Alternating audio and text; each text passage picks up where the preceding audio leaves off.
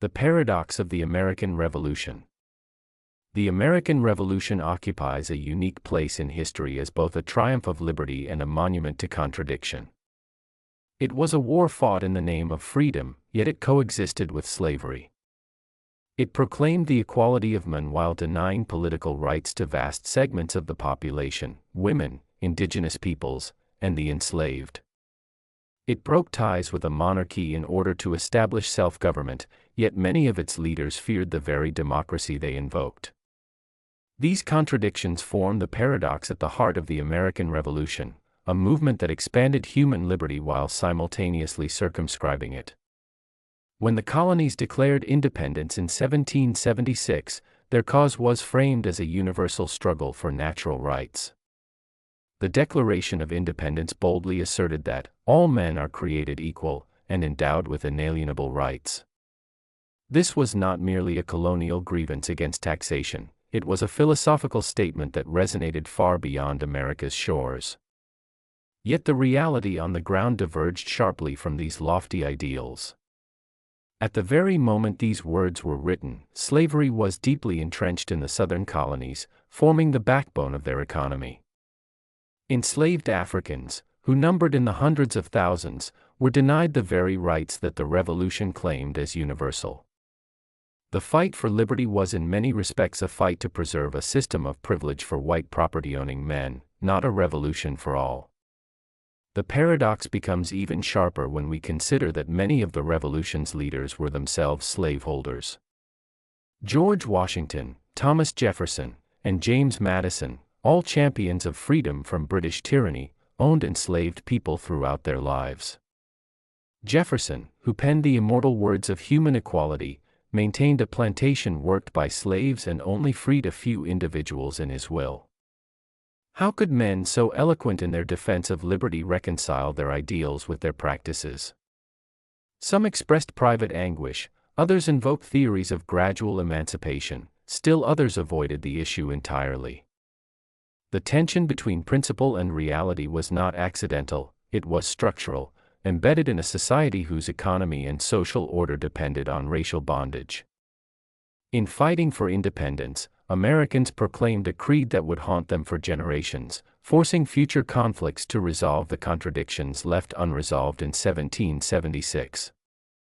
Another layer of irony lies in the Revolution's relationship to authority. The colonists rose against Britain in the name of self-government and popular sovereignty. They rejected taxation without representation, insisting that legitimate power derives from the consent of the governed. Yet the architects of the new republic feared unchecked popular rule. In designing the Constitution, many sought to limit the influence of ordinary citizens through mechanisms like the Electoral College, the Senate, and property requirements for voting. They championed liberty, but not egalitarianism. Independence from Britain did not translate into full democracy for all. Women were excluded from political life altogether, their voices silenced despite their active roles during the war. For Native Americans, the Revolution marked not liberation but dispossession, as the expansion of the new republic accelerated their displacement from ancestral lands. Thus, a revolution that denounced imperial tyranny became a springboard for a new form of territorial domination. Even the origins of the revolution reveal a paradoxical character. Many of the grievances that drove the colonists to rebellion arose after Britain attempted to tighten control following the costly 7 Years' War. The taxes and regulations that inflamed colonial resentment were modest compared to burdens faced by people in Britain itself. Ironically, the colonies were among the most prosperous regions in the British Empire, enjoying significant autonomy and economic opportunity. Their revolution was not born of destitution but of rising expectations and a desire to preserve privileges they feared might erode. They fought under the banner of universal rights. Yet the immediate cause of their anger was the defense of local autonomy and property interests. The revolution was, in this sense, both radical and conservative, radical in its language of equality, conservative in its social realities. The international consequences of the American Revolution compound its paradoxical nature.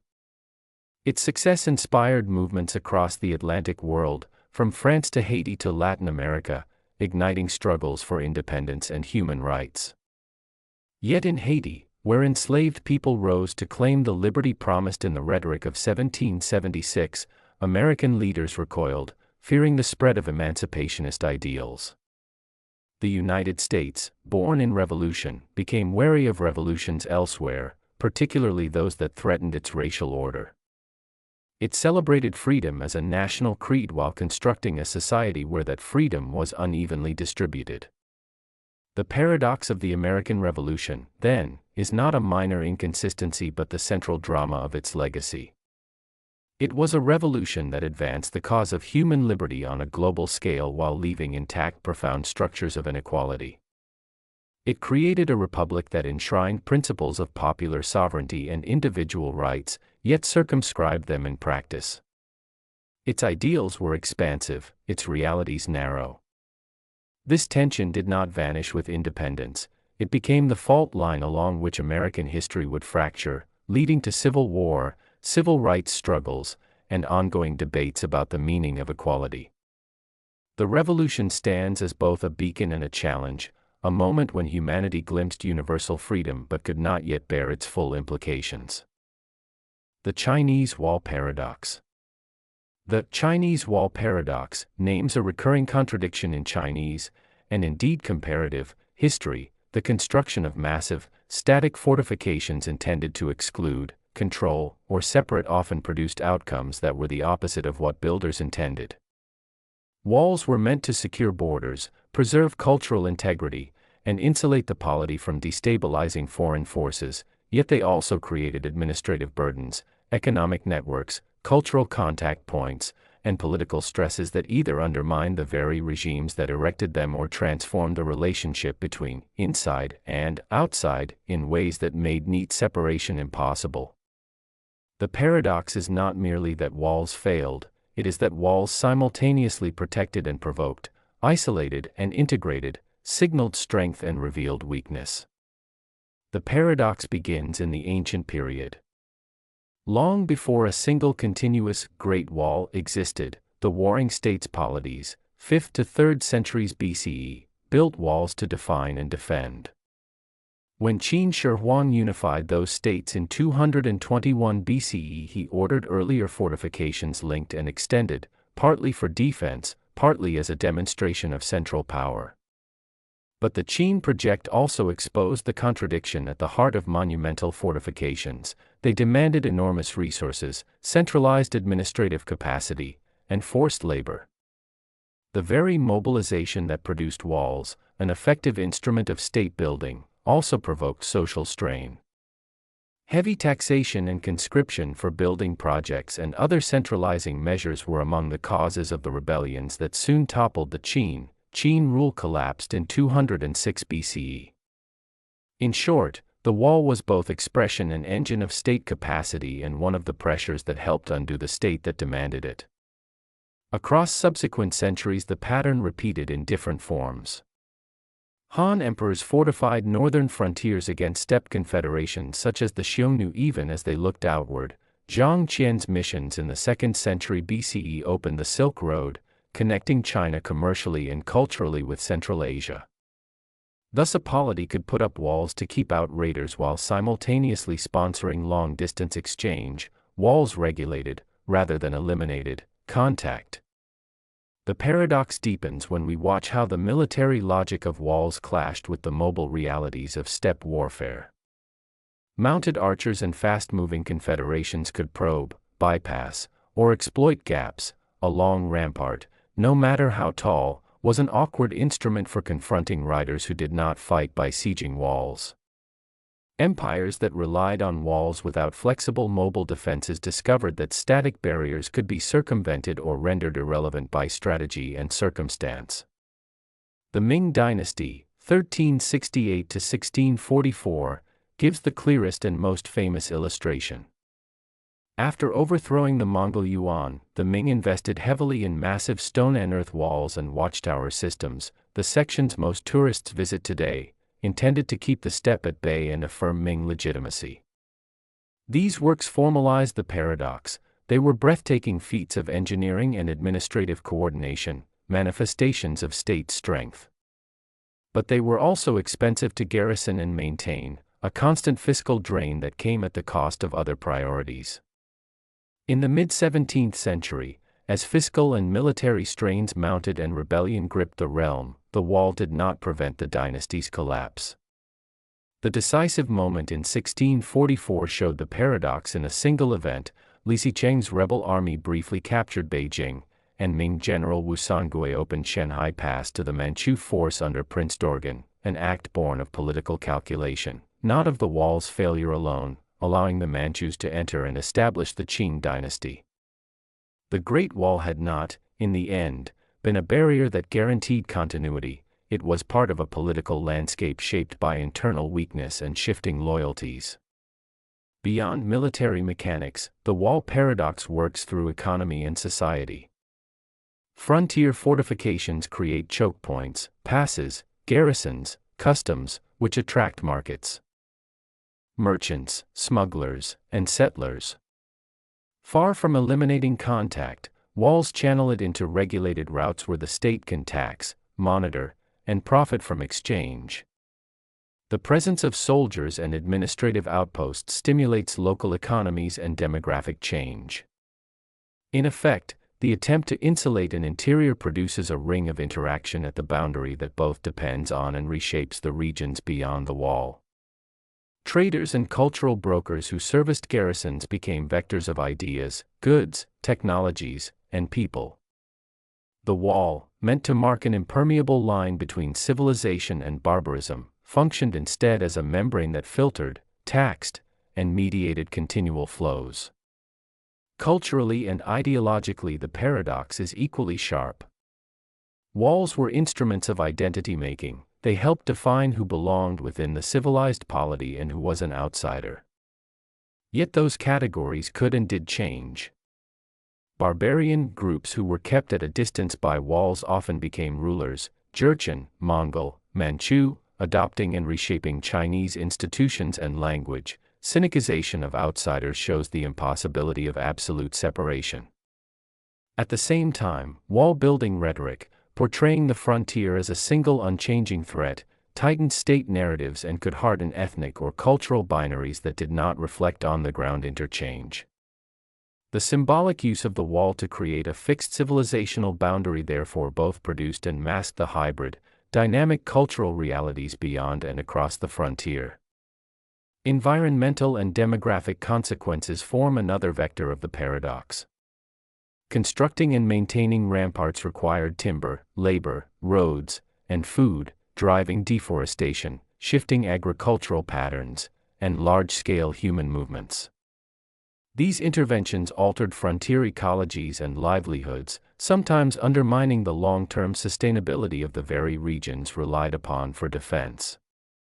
In times of climatic stress or poor harvests, the costs associated with walls and the garrisons behind them exacerbated fiscal crises that could delegitimize regimes, so a defensive investment could, over time, amplify vulnerability. Finally, the Chinese wall paradox operates at the level of modern perception. For many observers, the Great Wall is a shorthand for isolation, a monumental barrier that kept China locked away from the world. Yet historically, China's relationship with the outside was complex and often outward-facing. Periods of intense maritime trade, tributary diplomacy, and cultural exchange accompany those long epochs when walls were prominent. The paradox is that the wall as symbol suggests an impermeable, inward-looking civilization while the historical record shows alternating rhythms of closure, engagement, selective openness, and creative appropriation. The same structure that evokes separation in tourist postcards was in life a tool for control, a tax collection mechanism, a diplomatic frontier, and a corridor for commerce and migration. Seen holistically, the Chinese wall paradox is less a failure of engineering story than a story about the limits of simple spatial metaphors for complex social realities. Walls are instruments of defense, of identity, of state formation, but they are not solutions that eliminate political, economic, or cultural pressures. Their presence reshapes incentives, creates administrative networks, channels traffic, and imposes costs, those secondary effects can strengthen a polity in some ways while contributing to its brittleness in others. The Great Wall and its antecedents helped China survive invasions at times and signaled imperial reach, yet the same investments and narratives that produced walls also produced new vulnerabilities, new points of contact, and new forms of political contestation. In other words, to build a wall is to change the terms of the problem it is supposed to solve, and sometimes, paradoxically, to make the problem more complicated. The fall of the Roman Empire paradox. The fall of the Roman Empire paradox is one of the most fascinating questions in the study of history because it forces us to confront the complexity of civilizational change. At its heart lies a contradiction. Rome is said to have fallen, and yet its legacy remains so deeply embedded in the fabric of Europe and beyond that its influence shaped the world for over a millennium after the supposed collapse. How can something so central to history both fall and not fall at the same time? Traditionally, the narrative of Rome's fall is framed as a catastrophe. Historians, following Edward Gibbon and others, spoke of a long decline that culminated in the year 476 CE, when Romulus Augustulus, the last emperor of the Western Roman Empire, was deposed by the Germanic chieftain Odoacer. This date is often presented as the symbolic end of the ancient world and the beginning of the so-called Dark Ages. The image is vivid. A mighty empire that once ruled the Mediterranean world collapses under the combined weight of barbarian invasions, economic crisis, political instability, and moral decay. For centuries, this event was seen as one of the most dramatic turning points in human history. Yet this interpretation does not fully align with the historical reality that followed. After 476, the structures, culture, and even the idea of Rome did not vanish. Instead, they persisted, adapted, and in many cases flourished under new forms of governance. The Germanic kings who carved up the Western Empire did not view themselves as destroyers of Rome, they saw themselves as its heirs. Odoacer retained Roman titles and ruled with the cooperation of the Roman Senate. The Ostrogothic king Theodoric maintained the Roman administrative system in Italy, employing Roman officials and preserving the legal traditions of the empire. Similarly, the Visigoths in Spain and the Franks in Gaul continued to uphold Roman law for their Roman subjects while adding their own customary practices. Far from being a clean break, the transition from Roman to post-Roman rule was gradual and deeply syncretic. Meanwhile, the Eastern Roman Empire, known to later historians as the Byzantine Empire, continued to thrive. From its capital in Constantinople, it preserved Roman law, imperial administration, urban life, and cultural achievements for another 1,000 years, until the fall of the city in 1453. The Byzantines never considered themselves anything but Romans. Their emperors bore the title of Basileus Ramaion, Emperor of the Romans, their subjects called themselves Romans, and their government was a direct continuation of the imperial system established under Constantine and Diocletian. In the East, there was no sense that Rome had fallen at all. Even in the Latin West, where political unity was shattered, Roman influence endured in profound ways. The Latin language continued to dominate administration, the church, and education, eventually evolving into the Romance languages. Roman law remained the foundation of legal systems, culminating in Justinian's codification in the 6th century, which later inspired the medieval and modern legal traditions of Europe. Christianity, which had become the state religion of the empire in the 4th century, grew into the central institution of medieval Europe, carrying forward Roman ideals of order and hierarchy. The Bishop of Rome, the Pope, emerged as a spiritual authority whose universal claims mirrored the universal authority once asserted by the emperors. Even the urban landscapes of Europe, its roads, aqueducts, amphitheaters, and basilicas, testify to the resilience of Roman engineering and architecture. This endurance creates the paradox: if Rome truly fell, why does so much of Rome survive? And if it never fell, why do we speak of its collapse as one of history's most significant events? The answer lies in how we define fall. If by fall we mean the destruction of centralized political authority in the Western Empire, then Rome certainly fell in the 5th century. But if we mean the disappearance of its cultural, legal, and institutional legacy, then Rome did not fall, it transformed. The Western Empire fractured into a mosaic of kingdoms, but these kingdoms carried forward the Roman idea. Even centuries later, rulers like Charlemagne sought legitimacy by reviving the imperial title, creating the Holy Roman Empire as a deliberate echo of ancient Rome. This longing to restore Rome's universal order demonstrates how deeply its image endured in the European imagination. This paradox challenges the way we think about history. It reveals that civilizations rarely vanish in an instant. Instead, they dissolve, adapt, and transmit their essence into new forms. What ended in 476 was not Rome as a concept or a culture, but a particular political configuration, an emperor in the West ruling a unified Mediterranean empire. The Roman world fragmented, but it did not disappear. In fact, the idea of Rome proved so powerful that it survived not only in medieval Europe but also in modern institutions, from republican government to civil law to the architecture of capitals like Washington, Paris, and London. Rome is therefore both dead and immortal, its empire long gone, its legacy enduring as the foundation of Western civilization. This is the essence of the paradox: Rome fell, yet Rome never fell. The paradox of Viking conversion. The story of the Viking conversion to Christianity is one of the most striking paradoxes in medieval history, for it chronicles how a culture renowned for its fierce pagan traditions, warrior ethos, and defiance of foreign rule came to embrace the very faith of the civilizations it had once plundered. The Norsemen of Scandinavia, whose identity was bound to honor, strength, and loyalty to ancestral gods, became defenders of a religion that preached humility, forgiveness, and the renunciation of violence. This transformation was neither sudden nor simple, and it occurred not under the shadow of defeat alone but through a complex interplay of politics, trade, and cultural assimilation. The paradox lies in the fact that the same seafaring raiders who terrorized Christian Europe, burning monasteries and desecrating churches, eventually became zealous Christians themselves, sometimes even leading crusades in the name of the cross.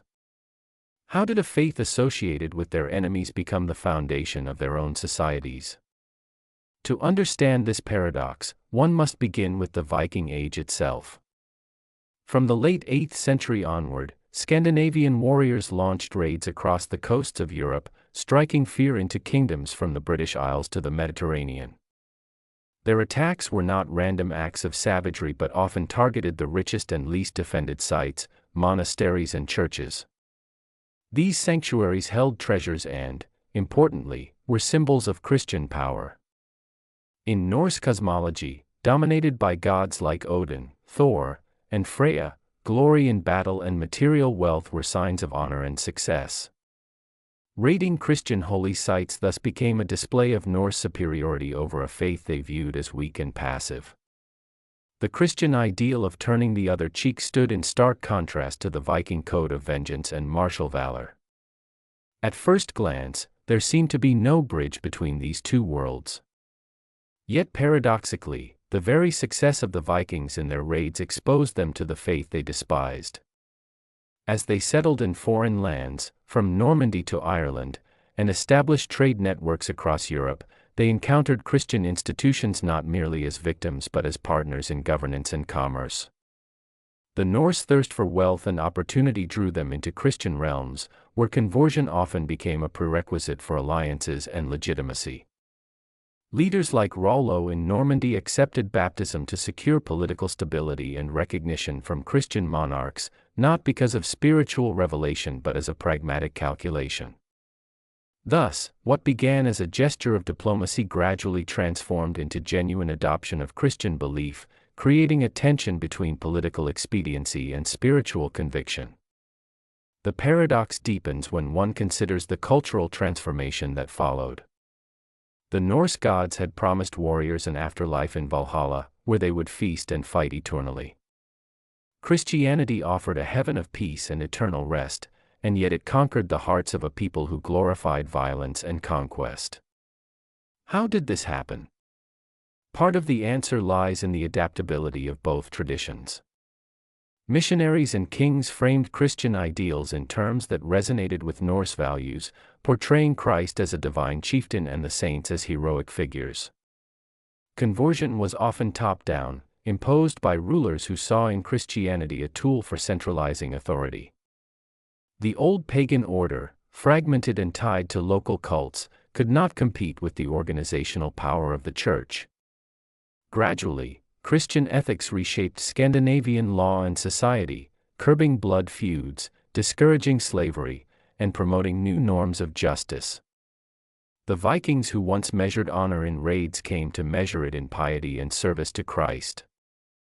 Ironically, the embrace of Christianity did not extinguish Viking vigor, it redirected it. The same restless energy that had driven raids across Europe now fueled crusades and missionary ventures. Scandinavian kings, once the scourge of Christendom, became its champions, sending warriors to fight in the Holy Land and to spread Christianity to the Baltic and beyond. In some cases, the conversion seemed to intensify the militant spirit of the Vikings rather than tame it. They now fought under the banner of the cross instead of the raven banner of Odin, yet the impulse toward conquest remained. The paradox is striking. A faith that condemned violence became the pretext for new wars of faith, and the former destroyers of churches became their most fervent builders. Even in its spiritual dimension, Viking conversion carried contradictions. While official Christianity triumphed, elements of Norse belief endured, hidden beneath the surface of Christian practice. Folk traditions, sagas, and rituals preserved echoes of pagan cosmology, blending with Christian narratives in ways that defied doctrinal purity. The Scandinavians who prayed to Christ still told stories of Odin and Thor, and rural communities continued to mark seasonal festivals with customs rooted in their ancestral religion.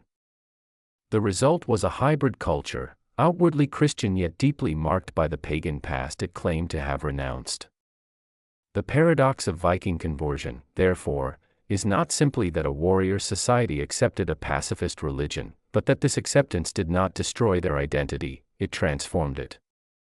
Christianity entered Scandinavia as a symbol of submission but became a framework for new forms of power, unity, and expansion. The Vikings did not merely abandon their old values, they reinterpreted them through a Christian lens, fusing ferocity with faith, and in doing so, reshaped both themselves and the religion they adopted. What began as a pragmatic accommodation became a profound cultural metamorphosis, demonstrating that even the fiercest enemies of a creed can become its most devoted followers. The Mongol Empire Paradox. The Mongol Empire paradox names an uncanny set of historical contradictions that make the Mongols at once the most terrifying destroyers and the most consequential connectors of pre-modern Eurasia. In a little more than a century, the armies raised by Genghis Khan and his successors razed cities, depopulated regions, and dissolved long-standing political orders, yet the same imperial sweep knitted vast territories into a single political and commercial framework, created surprisingly sophisticated administrative practices, and accelerated the movement of goods, people, technologies, and ideas across a continent. The paradox is that the Mongol project was simultaneously destructive and creative, centrifugal in violence and centripetal in integration, rooted in a nomadic way of life and yet capable of running huge sedentary states. At one level, the paradox is brutally simple. Conquest by the Mongols typically began with overwhelming violence. The campaigns against Khwarezm, the sackings of cities in Persia and Central Asia, the rout of Kievan Rus, and the fall of Baghdad in 1258 are among the episodes that made the Mongols notorious for slaughter, mass deportation, and the dismantling of political elites. Such campaigns were often intentionally catastrophic. Terror was an instrument of strategy meant to cow other cities into surrender. The immediate human and material consequences were immense. Urban populations were killed or scattered, irrigation systems and crafts were disrupted, and local economies could be left in tatters. From any local vantage, the Mongol arrival could look like an epical catastrophe. But the same armies that burned and looted also laid the groundwork for a new kind of order. Conquest produced territorial consolidation on an unprecedented scale. The Mongol domains connected China, the steppe, Central Asia, Iran, and parts of Eastern Europe under overlapping networks of authority. That political integration created what historians commonly call the Pax Mongolica, an interval of relative stability along the principal trade arteries of Eurasia. The Mongols invested in communication. The Yam postal relay system secured caravan routes with garrison posts, and sometimes standardized regulations that made the movement of goods and information less hazardous. Merchants and envoys could travel farther and with more assurance than before. Cities that survived could recover as nodes in a widened economic web. The terror that accompanied conquest, paradoxically, became one of the means by which order and therefore long-distance commerce were enforced. This duality shows up again in the Mongol relationship to knowledge, artisanship, and administration. Though nominally a pastoral, equestrian polity with little bureaucratic tradition, Mongol rulers were avid adopters of the administrative tools of sedentary societies. They mobilized Persian tax specialists, Chinese engineers, and Muslim astronomers. They transplanted artisans and technicians across the empire, and they experimented with fiscal instruments such as paper money under the Yuan dynasty. Genghis Khan's legal code and the Khan's pragmatic appointment of scribes and secretaries allowed a degree of centralized coordination that a purely mobile polity could not otherwise achieve. In short, the nomads became imperial managers by borrowing heavily from the societies they had overrun. The paradox is that a conqueror culture that grew from a tribal, mobilized social base could then run sprawling, complex bureaucratic systems, and do so in ways that often improved infrastructure and record-keeping even while their initial conquests had destroyed earlier foundations. Religion and cultural policy exposed the paradox in another register. The Mongols could be ruthlessly intolerant toward political rivals and crushing toward rebellious cities, yet they generally practiced a form of religious pluralism at the imperial level. Buddhist, Christian, Muslim, Taoist, and shamanic practitioners found patronage under various khans. Religious specialists often served at court and were protected as useful mediators. That tolerance was instrumental. It helped the Mongol court co-opt local elites and stabilize newly acquired territories, but it also created cosmopolitan milieus in which ideas and artistic forms flowed east and west. The paradox here is that a polity whose early image is one of brute force became a vehicle of cultural exchange and synthesis. The economics of the empire deepen the paradox.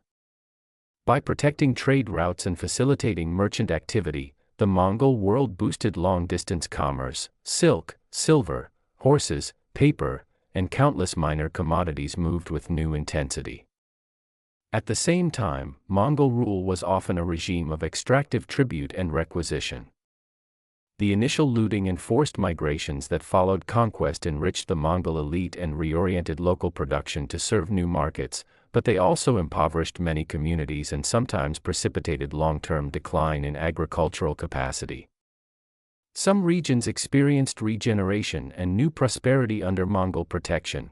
Others never recovered to their pre-conquest demographic or economic heights. Thus, the Mongol impact on wealth and poverty was mixed and highly variegated, promoter of commerce on the macro scale, producer of devastation on the micro one. Technological and epidemiological consequences further complicate the picture. The empire facilitated rapid transfers of military knowledge, engineering techniques, and medical learning across Eurasia. Chinese siegecraft and Persian irrigation know-how moved along the same pathways as merchants. Yet those same corridors of exchange likely helped transmit pathogens, most famously the bacterium responsible for the Black Death. Whether the plague's pandemic spread was caused by the Mongols is too simplistic. Still, the intensification of interregional traffic under Mongol rule made contagion more plausible. Here the paradox is stark. The very openness that enabled economic and intellectual connectivity also magnified vulnerabilities. Finally, The Mongol paradox includes an institutional dimension of endurance versus fragility. The conquests created a framework that linked disparate regions, but the empire's reliance on charismatic leadership, the absence of robust succession mechanisms, and the difficulties of governing culturally diverse lands meant that unity proved fragile. Within a few generations, the empire had fractured into separate khanates, each a legacy of imperial reach but also a testimony to the limits of sustaining cohesion over time. The paradox: the Mongols built a connective tissue across Eurasia so powerful that it reshaped societies, yet their political architecture was not sufficiently institutionalized to maintain that unity permanently. Taken together, these contradictions force a rethinking of simple heroic or villainous narratives. The Mongol Empire's historical effect cannot be reduced to either unalloyed barbarism or benevolent globalization. It was monstrous in its destructiveness and revolutionary in its integrative effects. It obliterated some cities and in other cases seeded new ones. It concentrated power through violence while disseminating people, goods, and ideas through relatively peaceful channels. The Mongol paradox thus captures the ambivalence of large-scale human transformation. Dramatic ruptures produce both ruin and possibility, and the same mechanisms that make empires powerful, mobility, coercion, responsive adaptation, can simultaneously be the engines of connection, innovation, and unintended long-run change. The Vietnam War paradox. The Vietnam War paradox lies in the striking contradiction between the goals of the United States and its allies and the outcomes that those goals produced, revealing a conflict where military, political, and moral intentions collided in ways that undermined themselves. At its core, the paradox is that the war was fought to prevent the spread of communism and to secure political stability in South Vietnam, yet the very strategies employed, the political choices made, and the social upheavals it generated often strengthened the forces it sought to contain and delegitimized the institutions it sought to protect. The war illustrates how interventions rooted in ideology, even with advanced military power and technological superiority, can produce outcomes that are the opposite of their intended purpose. From the outset, the United States entered Vietnam with a mixture of geopolitical calculation and ideological fervor. The Cold War framework cast every conflict through the lens of containment. The spread of communism anywhere threatened the stability of the global order. In Vietnam, American policymakers sought to defend a fragile, non-communist state and demonstrate the credibility of U.S. commitments to allies worldwide. Military engagement, economic aid, and political guidance were supposed to stabilize the South Vietnamese government and weaken the Viet Cong insurgency and North Vietnamese regular forces. On paper, the strategy promised coherence: apply superior firepower, train and equip local forces, and maintain political legitimacy. In practice, each of these components interacted with the realities of Vietnamese society and the broader geopolitical context to produce paradoxical results. One dimension of the paradox emerges in the relationship between military strategy and political objectives. The United States relied heavily on conventional military superiority, massive bombing campaigns, artillery, chemical defoliants like Agent Orange, and technological advantages designed to destroy enemy infrastructure and morale. Yet these measures often alienated the very population whose loyalty was crucial. Civilians were killed or displaced, villages destroyed, and traditional ways of life disrupted. The heavy-handed application of force undermined the political legitimacy of the South Vietnamese government, which was already plagued by corruption, factionalism, and weak institutional capacity. Military success, measured in body counts or territorial gains, frequently translated into political failure, as it strengthened anti-American sentiment and drove neutral or undecided populations toward the Viet Cong. The paradox is evident: the war was meant to secure political stability through military dominance, yet the very instruments of military dominance destabilized the social and political order it sought to preserve. The counterinsurgency dilemma further deepened the paradox. Effective counterinsurgency requires the trust and cooperation of the local population. The United States, however, was often perceived as an occupying power, detached from Vietnamese culture, history, and political realities. Programs intended to win hearts and minds were inconsistent, poorly executed, or overshadowed by indiscriminate violence. Villagers caught between Viet Cong pressure and U.S. South Vietnamese operations often suffered punishment regardless of allegiance. These policies inadvertently strengthened the insurgency, providing propaganda victories for communist forces and reinforcing narratives of foreign aggression. Efforts to consolidate control through pacification campaigns or strategic hamlets sometimes exposed the paradox most sharply. The more the U.S. tried to impose stability and loyalty, the more resistance and resentment grew, creating a feedback loop in which intervention fueled insurgency rather than containing it. Another aspect of the paradox lies in the interplay of ideology, morale, and public perception. The United States entered the war with the moral certainty of defending freedom against communist expansion. Yet the realities of combat, unclear objectives, and the protracted nature of the conflict eroded both domestic and international support. Graphic media coverage brought the brutality of the war into American homes, producing moral outrage and political polarization. The intended demonstration of resolve and credibility instead undermined public confidence in leadership, weakened political authority at home, and emboldened adversaries abroad to test U.S. limits. The paradox manifests here as a moral inversion. The war waged to defend values of democracy and freedom simultaneously corroded faith in those values among the citizens of the very society conducting the intervention. Geopolitics and international pressures compounded the paradox. U.S. policymakers feared that withdrawing or appearing weak would embolden communist movements in Southeast Asia, adhering to the so-called domino theory. Yet the relentless military commitment, massive expenditure of resources, and inability to secure a decisive victory demonstrated the limits of power projection in a region marked by complex social, political, and cultural dynamics. The paradox is thus systemic. Actions intended to prevent a perceived cascade of communist expansion revealed the limitations of interventionism and often intensified the very forces of instability they were designed to suppress. The human cost accentuates the paradox further. Millions of Vietnamese civilians, soldiers, and insurgents died or were displaced, while tens of thousands of Americans and Allied troops suffered casualties. Napalm, chemical defoliants, and aerial bombardment intended to protect populations and disrupt enemy operations often inflicted the harshest suffering on non-combatants.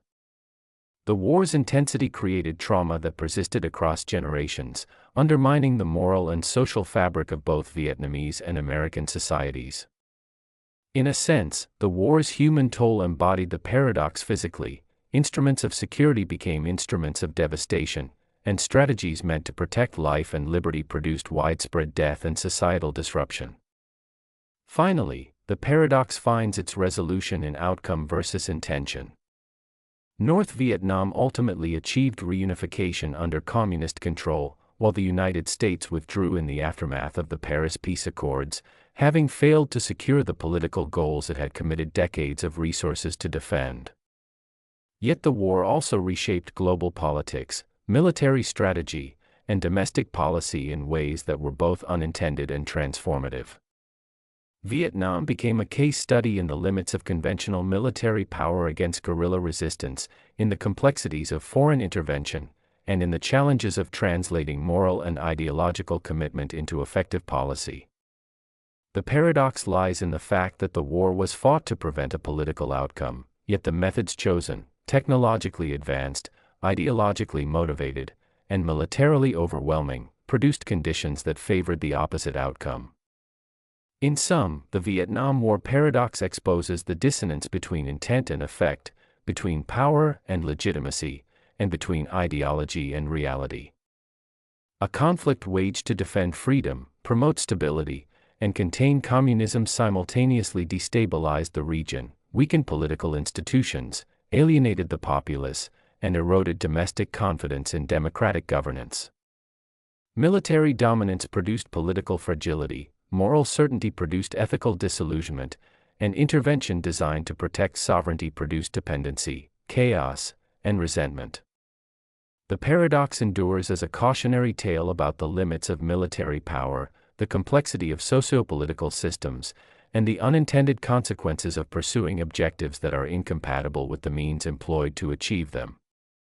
It demonstrates that in war, as in history generally, the pursuit of clear and noble goals can generate outcomes that are contradictory, counterproductive, and tragically ironic. The Soviet collapse paradox. The Soviet collapse paradox lies in the profound contradiction between the apparent strength and endurance of the Soviet Union as a superpower and the rapid, almost implosive manner in which it disintegrated politically, economically, and socially by the end of 1991. For decades, the USSR projected an image of unyielding stability. It maintained a vast military-industrial complex, controlled a centralized economy, wielded immense influence over Eastern Europe and beyond, and enforced ideological conformity through the Communist Party apparatus.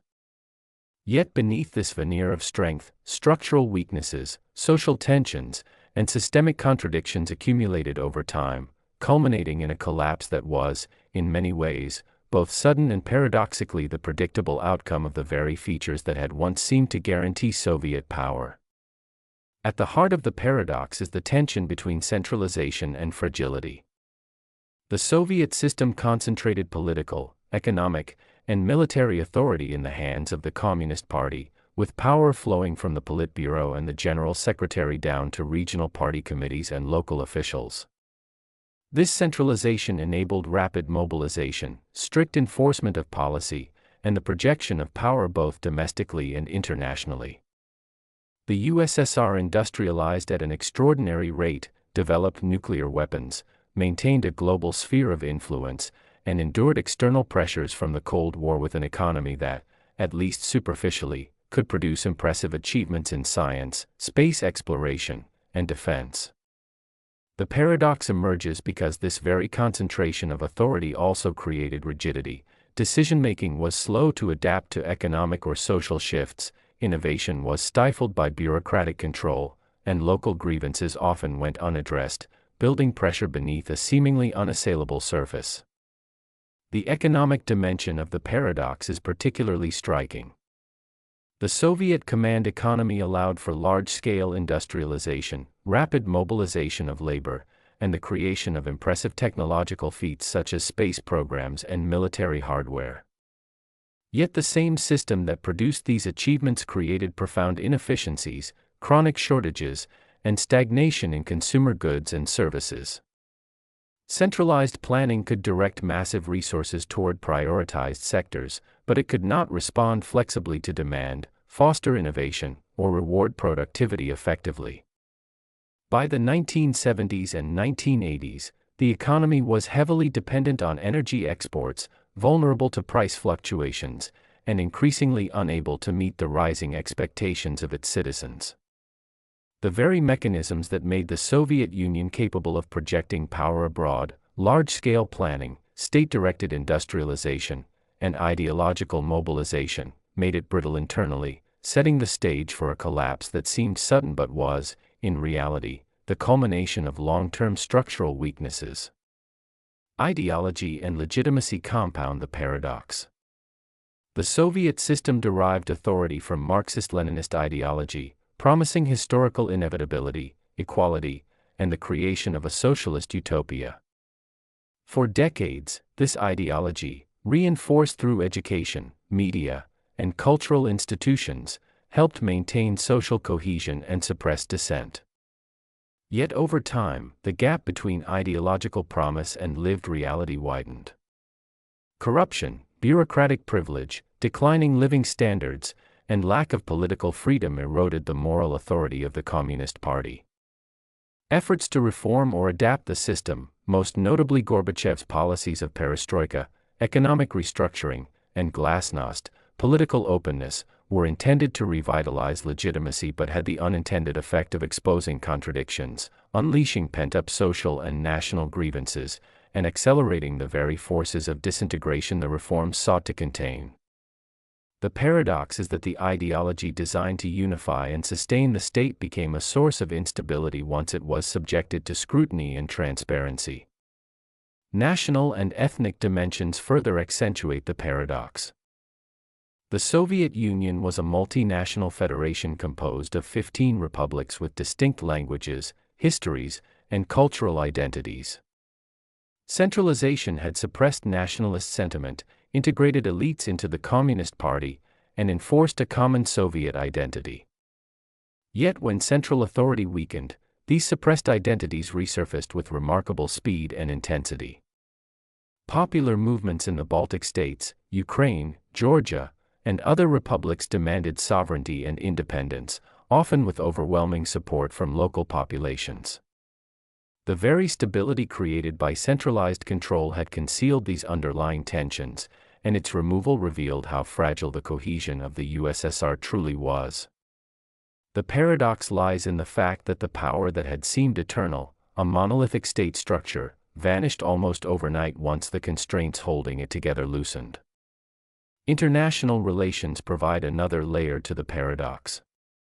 The Soviet Union's status as a superpower implied resilience, influence, and the capacity to deter adversaries. Yet the same global commitments and interventions, Afghanistan, Eastern Europe, arms races with the United States, strained the economy, exposed military overreach, and highlighted the limitations of Soviet power.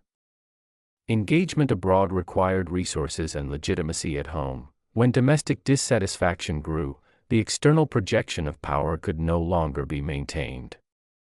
The paradox is that a superpower capable of intimidating others externally proved unable to manage its internal dynamics, so that collapse was both politically disruptive and geopolitically startling. Finally, the paradox extends to perception versus reality. In the West, the USSR was long viewed as monolithic and enduring, a global opponent capable of maintaining the Cold War balance indefinitely. Yet within the Soviet system, economic stagnation, bureaucratic rigidity, ideological erosion, and nationalist pressures had created profound vulnerabilities. What appeared stable externally was deeply unstable internally. When Gorbachev's reforms, rising nationalist movements, and economic crises converged, the collapse unfolded with astonishing speed. Within months, the Warsaw Pact unraveled, the Berlin Wall fell, and by December 1991, the Soviet Union formally ceased to exist. The paradox is that a system long regarded as indestructible fell in ways that were sudden in appearance but predictable in structural terms. Its power was both immense and inherently unsustainable. In sum, the Soviet collapse paradox demonstrates the tension between apparent strength and latent fragility. The centralized authority, military and industrial capacity, and ideological coherence that had enabled the USSR to endure for decades also produced rigidity, inefficiency, and suppressed social pressures that, once released, led to rapid disintegration. The paradox is multi-layered. A superpower collapsed despite, or because of, the very features that had created its strength. Ideological legitimacy and authoritarian control both sustained and undermined the state. Centralization and unity concealed the vulnerabilities that ultimately tore it apart. The paradox is thus emblematic of complex systems of power. Stability can coexist with fragility, strength can produce vulnerability, and the very mechanisms designed to ensure survival can, under shifting conditions, precipitate collapse. The wealth-poverty paradox of empires. The wealth-poverty paradox of empires refers to the historical contradiction in which empires accumulate immense riches, resources, and global influence through conquest, trade, and exploitation, while at the same time generating widespread poverty and inequality both within their own populations and in the territories they dominate. Empires often present themselves as engines of prosperity, bringing order, commerce, and progress to the lands under their control.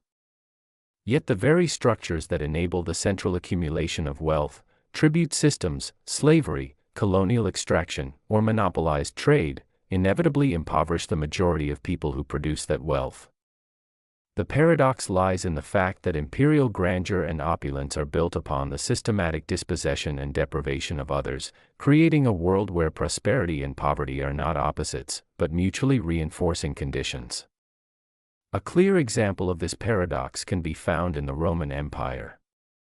Rome became a symbol of wealth and sophistication, its capital city filled with monumental architecture, lavish entertainment, and flourishing markets. The imperial elite enjoyed luxuries imported from across Europe, Africa, and Asia, from silks and spices to precious metals.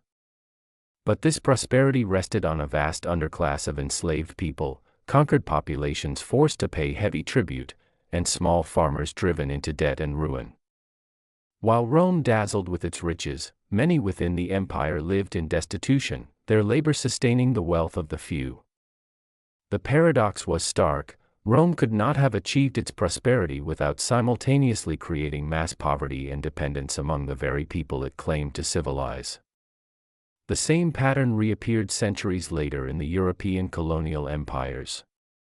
Spain and Portugal, followed by Britain, France, and the Netherlands, extracted staggering amounts of wealth from their colonies in the Americas, Africa, and Asia.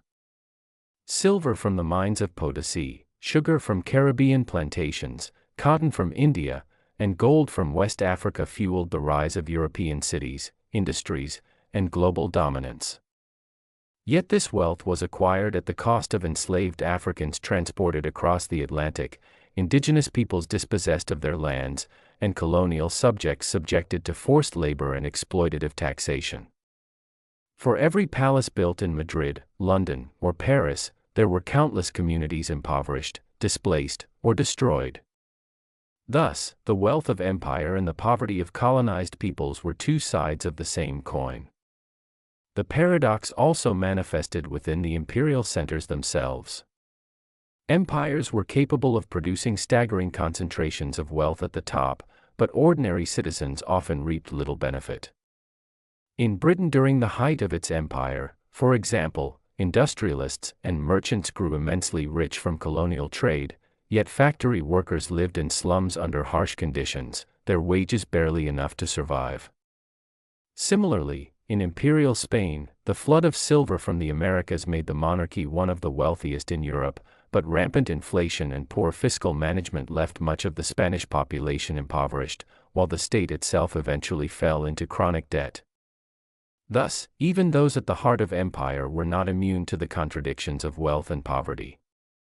The wealth-poverty paradox of empires also operates on a long-term scale. While empires may appear powerful and prosperous in their peak periods, their reliance on exploitative systems often plants the seeds of their decline. Over-extraction of resources, dependency on forced labor, and economic inequalities create fragility beneath the surface of grandeur. The Roman Empire collapsed under the weight of overextension and economic strain. The Spanish Empire's reliance on New World silver led to cycles of inflation and fiscal collapse, and Britain's industrial wealth, built on colonial exploitation, eventually faced resistance from independence movements and decolonization, leaving behind economic scars in former colonies and inequalities within Britain itself. Thus, the very mechanisms that generated imperial wealth also produced the poverty, unrest, and instability that undermined empires over time. At its deepest level, this paradox reveals a structural truth about empire: it cannot enrich without impoverishing. Wealth in empires has never been universally shared but has depended on the transfer of resources from the many to the few, from the periphery to the center, from the powerless to the powerful. Empires often spoke of bringing prosperity to their subjects, but prosperity was defined narrowly, measured in the wealth of the ruling elite, not the welfare of the majority. The paradox is that empires achieved magnificence not in spite of poverty, but through it, ensuring that the poverty of some was the foundation for the wealth of others. This paradox remains relevant in modern contexts as well, as the legacy of empire continues to shape global inequalities. Many of today's wealthiest nations built their prosperity on centuries of colonial extraction, while many of the world's poorest countries were once colonies whose resources were drained to fuel imperial economies. The global imbalance between wealth and poverty is thus not merely accidental, but rooted in the historical paradox of empire itself. The rise of one has often depended on the suppression of the other. The Athens democracy paradox. The Athens democracy paradox is the riddle of how the society that coined democratia, rule of the people, could at once become the world's emblem of civic freedom and a state that rested on exclusion, compulsion, and imperial domination. In Athens, the promise of political equality flourished among citizens while depending on inequality toward nearly everyone else. The city exalted public deliberation and legal accountability, yet repeatedly made reckless, even cruel, decisions by popular vote. It celebrated openness to talent and argument but put Socrates to death. The paradox does not vanish when we learn more about Athens, it deepens, because each institutional advance toward participation seems braided with a countervailing strand. Begin with the architecture of participation, which was astonishingly radical by ancient and modern standards. The assembly met dozens of times a year on the Nix to decide war and peace, finance, alliances, public works, even questions of religion. A 500-member council, selected annually by lot from the tribes and rotated in short presidencies, set the agenda and kept the calendar, while enormous juries drawn by lot decided hundreds of public suits each year. Selection by lot, rather than election, was not a gimmick but a philosophy. It weakened elite capture, distributed dignity, and forced the average citizen to practice ruling and being ruled in turn. Most magistracies were short, collegial, and scrutinized before and after service. Officials underwent dokimasia on entry and euthanasia on exit, and any citizen could bring a graph per animon against an unlawful decree. To enable poor citizens to serve, the city paid many officeholders and jurors, a policy closely associated with Pericles, and later even attendance at the assembly was compensated. In this machinery you can hear the hum of the ideal, isonomia, equality under law, isogoria, equal right to speak, and parrhesia, frank speech, turned from slogans into routines of everyday governance. And yet the circle of the people was far smaller than the population. Citizenship was restricted to adult males with citizen parentage, tightened mid-5th century by a law requiring 2 citizen parents, while resident foreigners, medics, enslaved people, and all women were excluded from formal political rights. The very equality that citizens enjoyed depended on the unpaid labor, rents, and restraints borne by others. Enslaved workers rode the triremes, mined lorry on silver, and staffed households. Medics financed liturgies and commerce but could not vote. Women, indispensable to religion and the economy, appeared in civic life mainly through ritual rather than deliberation. Athens thus joined unparalleled political inclusion among citizens to structural exclusion beyond them. Its egalitarianism was real and transformative. It was also bounded and hierarchical. The most jarring expression of this tension was the Democratic Empire. After the Persian Wars, Athens led the Delian League ostensibly to protect the Aegean, but the coalition hardened into an Athenian empire financed by tribute. Democratic decisions in the assembly dispatched fleets to collect payments, suppress revolts, and plant clericies, military colonies, on allied land. Coinage and standards were centralized, recalcitrant polis were fined or garrisoned. Thucydides' pages preserve the paradox in miniature. In the Mytilenean debate, the assembly first voted to kill the men of the revolted city and enslave women and children, then reconsidered the next day and opted for a narrower punishment. In the Melian dialogue, Athenian envoys, speaking for a democratic city, proclaimed that the strong do what they can, before executing Melian men and enslaving the rest. At home, freedom, pay for civic service, and open courts. Abroad, tribute, coercion, and exemplary violence, all legitimated by mass deliberation. The empire funded the stipends that enabled poorer citizens to participate. The navy that empowered the lower classes as rowers also made imperial compulsion feasible. Freedom here grew from a rootstock entwined with unfreedom. The procedures designed to tame power could also amplify volatility. Popular courts and assembly votes checked elites, but in moments of passion they became instruments of collective injustice.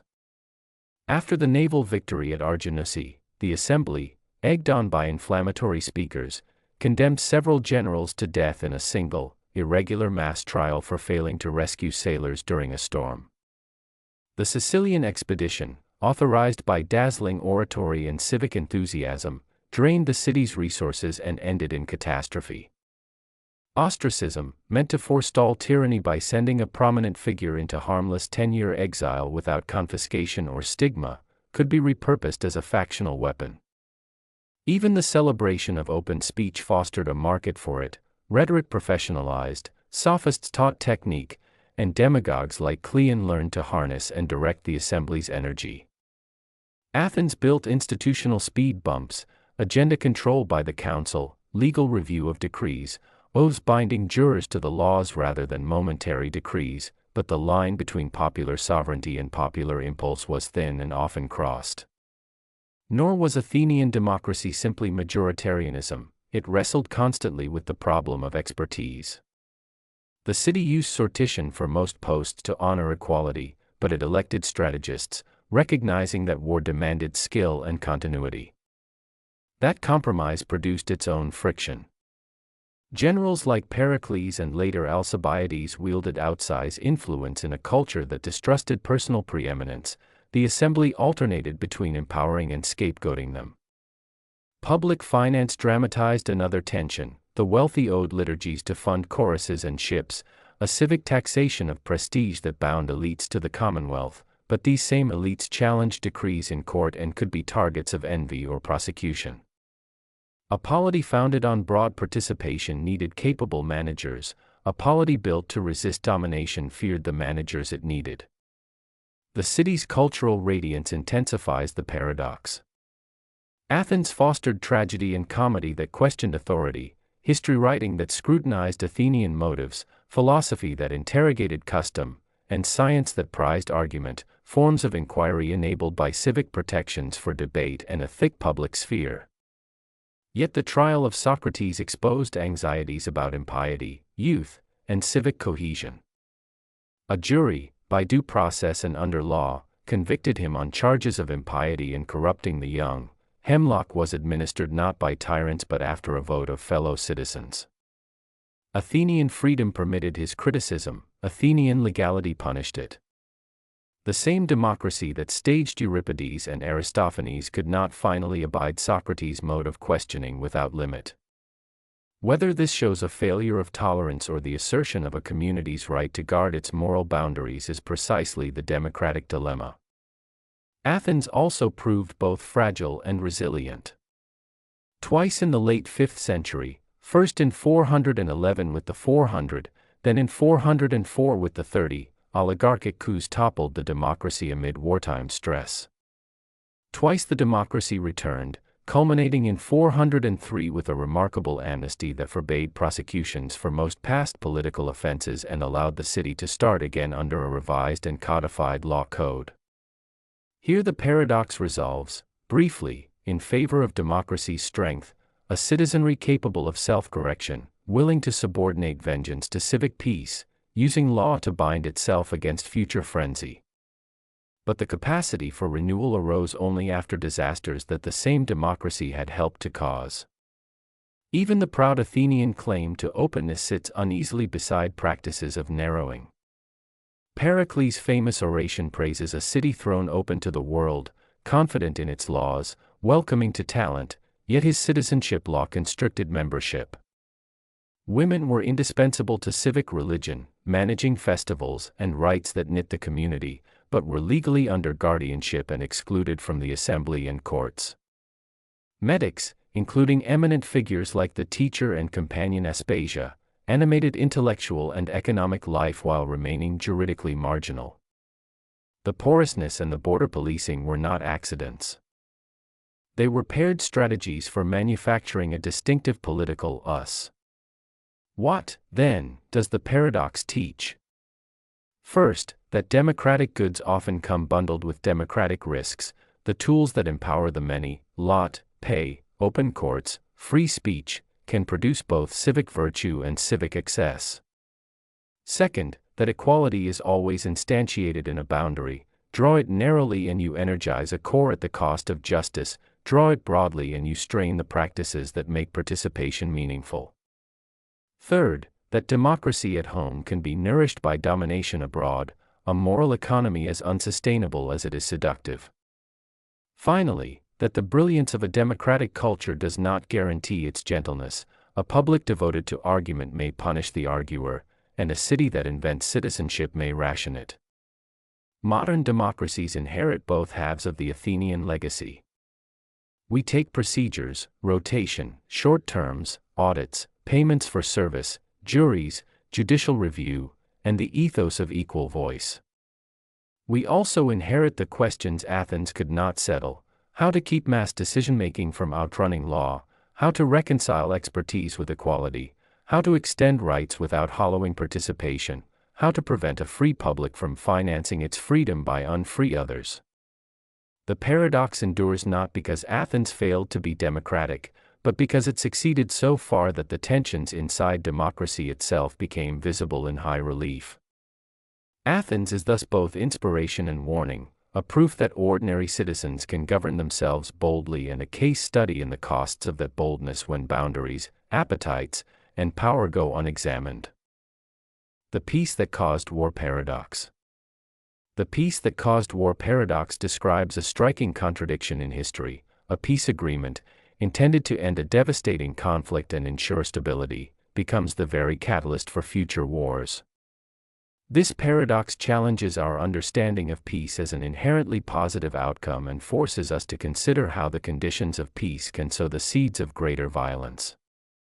Perhaps the most famous example is the Treaty of Versailles in 1919, which formally ended World War I yet set in motion the chain of events that led to World War II, one of the deadliest conflicts in human history. The paradox begins with the assumption that peace is the opposite of war, a state of harmony that resolves disputes and prevents further bloodshed. When the Allied powers imposed the Versailles Settlement on Germany, their stated goal was to create a durable peace. They dismantled the German military, imposed severe reparations, redrew borders, and established the League of Nations to prevent future conflicts. On the surface, this seemed like a reasonable solution: punish the aggressor, compensate the victims, and create a framework for diplomacy. Yet beneath these good intentions lay a web of contradictions and resentments that would soon explode. The punitive nature of the treaty humiliated Germany and crippled its economy. The vast reparations demanded from a nation already devastated by war caused hyperinflation, mass unemployment, and widespread poverty. Millions of Germans came to see the treaty not as a just settlement but as a national humiliation, a betrayal that robbed them of dignity and sovereignty. The Allied insistence on the war guilt clause, which placed sole responsibility for the war on Germany, deepened this sense of injustice. Instead of reconciliation, the peace created bitterness, anger, and a desire for revenge. Far from stabilizing Europe, the treaty destabilized it by leaving Germany resentful, economically broken, and politically volatile, a perfect breeding ground for extremist movements like Nazism. Ironically, the treaty also failed to deliver security to the victors. France and Britain hoped to weaken Germany permanently, but they underestimated the consequences of leaving such a large and industrially advanced nation humiliated yet intact. They neither occupied the country fully nor dismantled its capacity for recovery, which allowed German militarism to return under Adolf Hitler. Meanwhile, the newly created League of Nations, designed to prevent future conflicts, proved toothless in the face of rising aggression. In trying to make the world safe from war, the Allies instead created conditions for a far deadlier war, only 2 decades later. Peace became the architect of future destruction. This paradox is not limited to Versailles. History offers other examples where peace agreements, born of exhaustion and compromise, carried within them the seeds of future conflict. The Congress of Vienna in 1815, which ended the Napoleonic Wars, largely succeeded in preserving peace for a century, yet its rigid balance of power system created underlying tensions that eventually erupted in World War I. Similarly, the appeasement agreements of the 1930s, meant to preserve peace by conceding to Hitler's demands, only emboldened Nazi Germany and made global war inevitable. In each case, peace became paradoxical: it ended one war but planted the roots of another, often larger and more catastrophic. The paradox arises because peace is not merely the absence of war, it is a political construction shaped by power, fear, and ambition. When a peace settlement prioritizes punishment over reconciliation, domination over fairness, or short-term advantage over long-term stability, it does not eliminate the causes of conflict, it intensifies them. The defeated power feels humiliated and seeks revenge, while the victors feel secure and complacent, failing to anticipate the backlash their terms will provoke. The illusion of stability masks the reality of simmering grievances, and when those grievances explode, the result is often more destructive than the original war. This forces us to rethink the very meaning of peace in history. Peace that is imposed rather than negotiated, vindictive rather than restorative, becomes fragile and dangerous. It carries within it the DNA of future violence because it does not address the fundamental causes of conflict, it merely freezes them under conditions that guarantee future eruption. True peace requires justice, but when justice is perceived as vengeance, peace becomes indistinguishable from a temporary truce before an even greater catastrophe. Thus, the peace that caused war paradox is a reminder that peace and war are not opposites in a simple sense, they are often part of the same cycle, each shaping and giving birth to the other. The Treaty of Versailles is the clearest case. It ended a war, yet ensured that the next war would be more devastating than the first. In trying to kill the monster of war, it planted its seeds in the soil of humiliation, resentment, and fear, a grim irony that has echoed throughout history. The Trojan War Paradox. The Trojan War paradox is one of history's great puzzles. The legendary conflict described by Homer and other ancient poets stands as one of the most influential stories in Western civilization, yet it occupies an uncertain space between history and myth, fact and fiction, memory and imagination. The paradox lies in the fact that the Trojan War is simultaneously treated as both a defining historical event of the ancient Greek world and as a mythical tale filled with gods, heroes, and supernatural interventions. It is a war that is remembered as if it truly happened, yet it remains impossible to prove in the way we prove other historical events. At the heart of the paradox is the tension between cultural memory and historical evidence. For the Greeks, the Trojan War was not merely a story but a shared point of reference for their identity, morals, and worldview. Generations of poets, playwrights, and historians spoke of it as a real war fought by their ancestors. The characters, Achilles, Hector, Odysseus, and Helen, were invoked as if they had truly lived. Yet the accounts we possess, above all Homer's Iliad and Odyssey, were written centuries after the supposed war took place. They blend human conflict with divine quarrels, making it impossible to separate historical reality from poetic embellishment. Thus, the Trojan War seems to exist in two states at once, as history and as myth. The paradox deepens when archaeology enters the picture. In the 19th century, Heinrich Schliemann excavated Hisarlik in modern Turkey and claimed to have found the ruins of Troy. Later archaeologists confirmed that a city at that site had indeed been destroyed multiple times over the centuries, and that one of these destructions roughly matched the period associated with the Trojan War. But here lies the puzzle: does the existence of a ruined city confirm Homer's story, or does it merely prove that wars were fought in that region, one of which later inspired legend? The evidence both supports and undermines the tradition.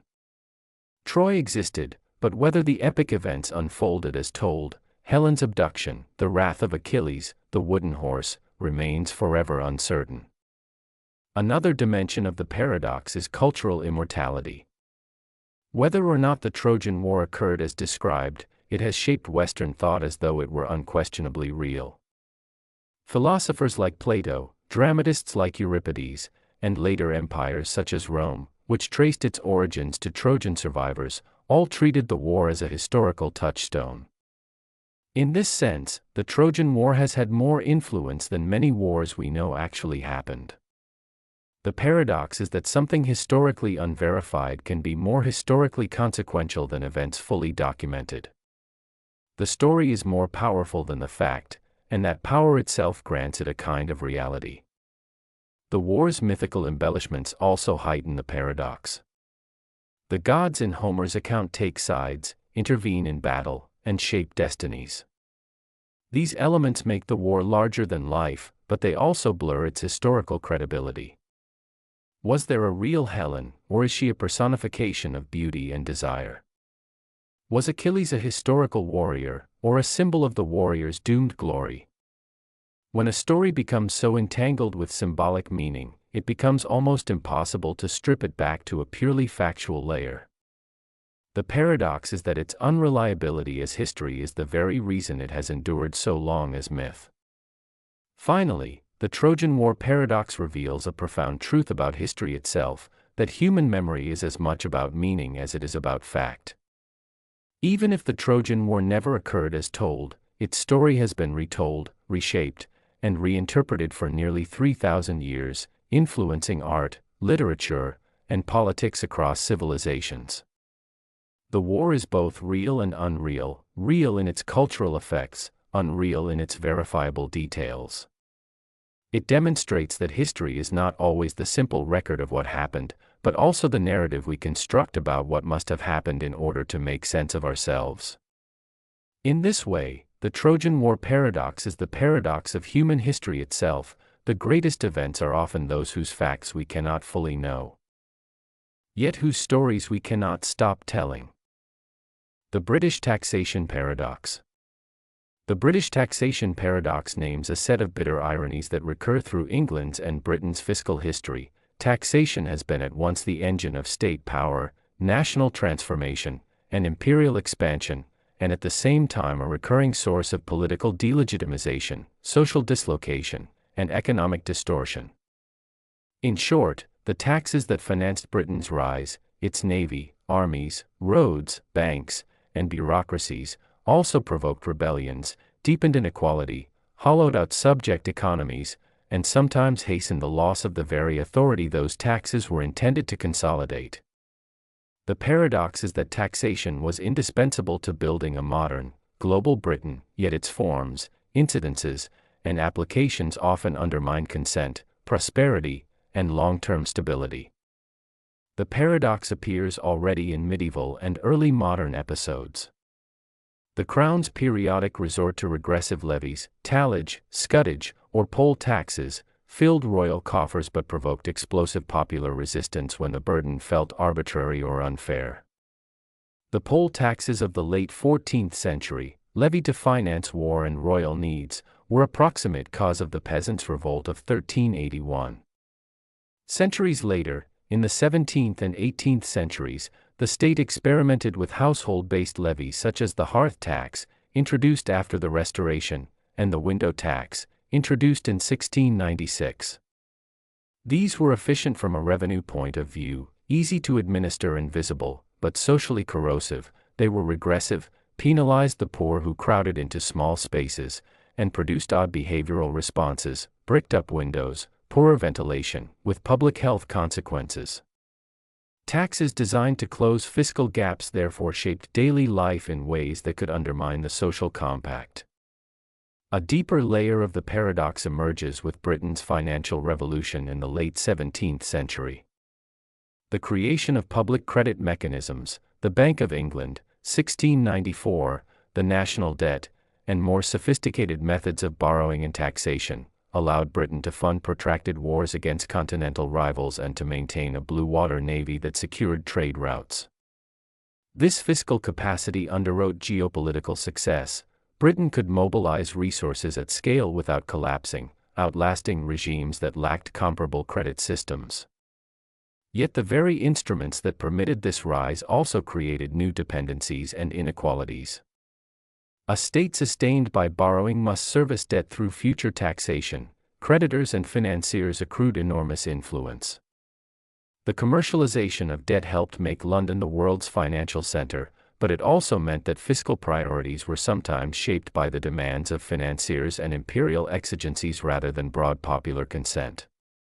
The paradox is that the fiscal technologies which enabled national greatness embedded new forms of concentration, of wealth, influence, and vulnerability, into the polity.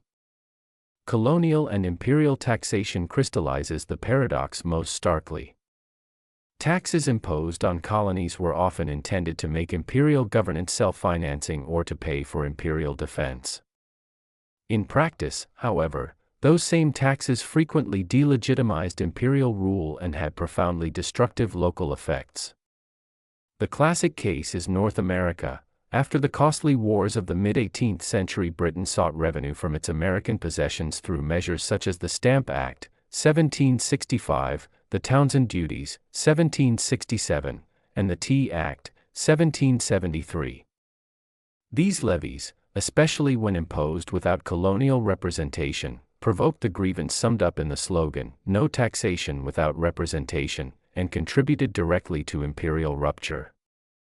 The attempt to make colonies help pay the costs of empire therefore produced the unintended outcome of independence, a spectacular example of taxation undermining imperial authority. Across the empire, the effect was often parallel though locally distinct.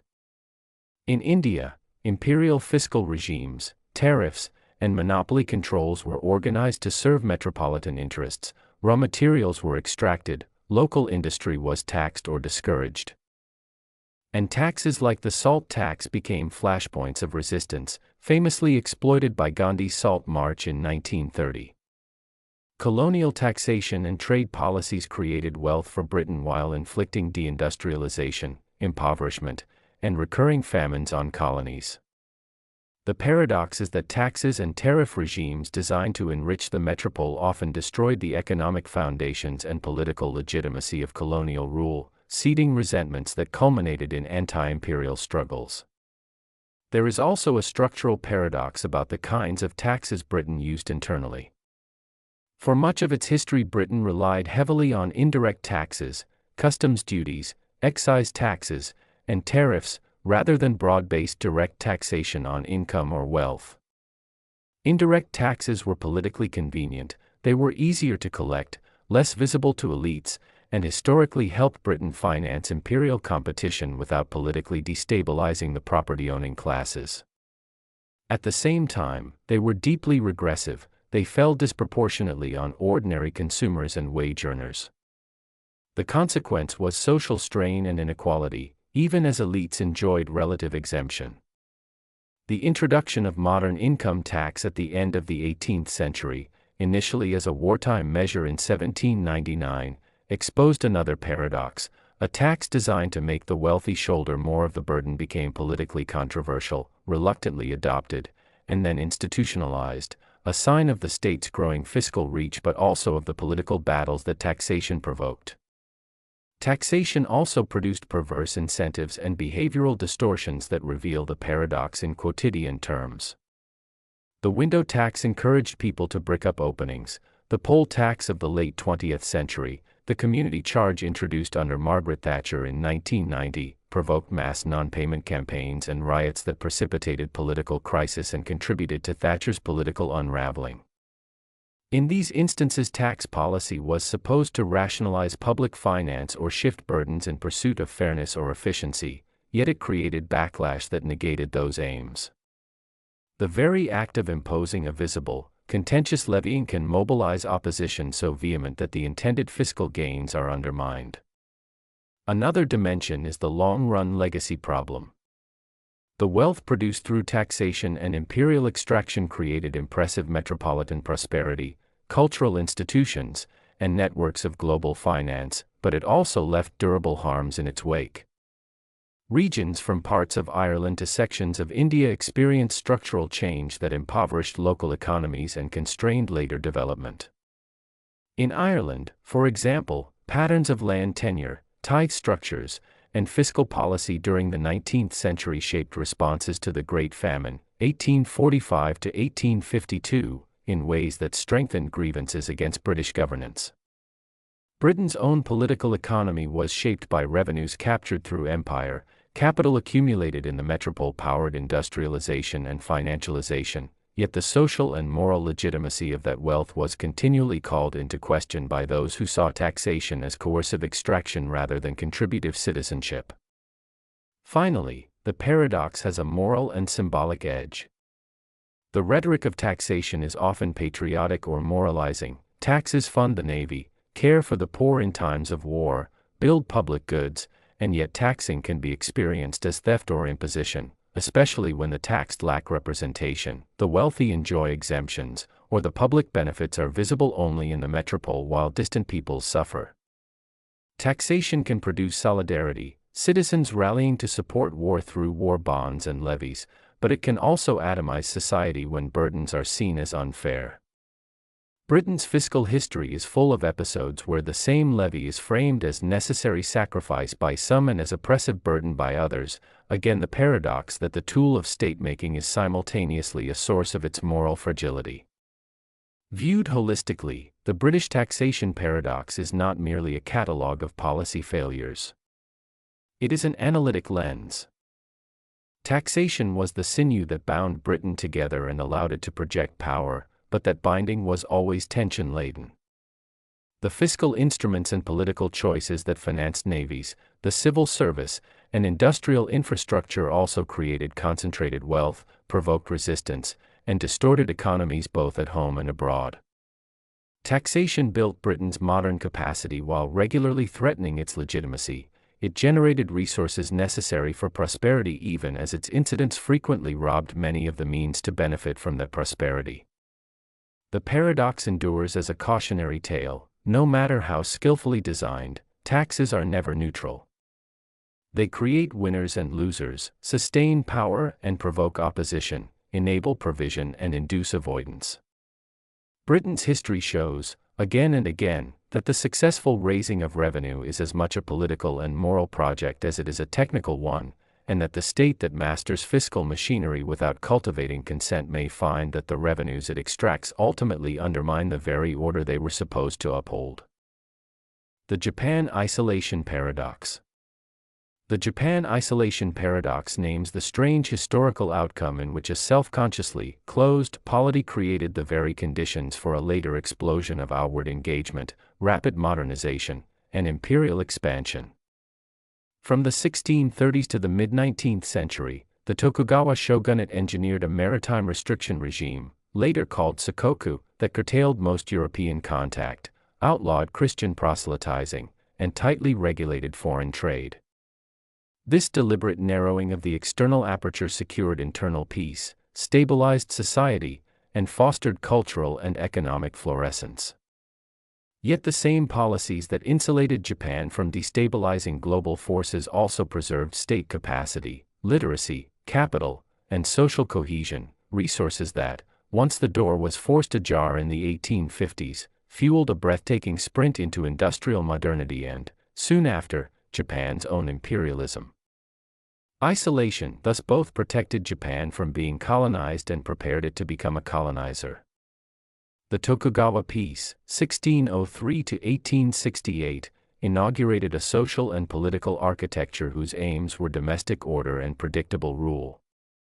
The shogunate suppressed Christian missions, expelled most Europeans after the 1630s, and confined legal trade to carefully managed channels, the Dutch and Chinese through the tiny artificial island of Dejima at Nagasaki, the Tsushima domain as intermediary with Joseon Korea, Satsuma's control of the Ryukyu Kingdom, and the Matsumi domain's gatekeeping of Ainu trade in Ezo, Hokkaido.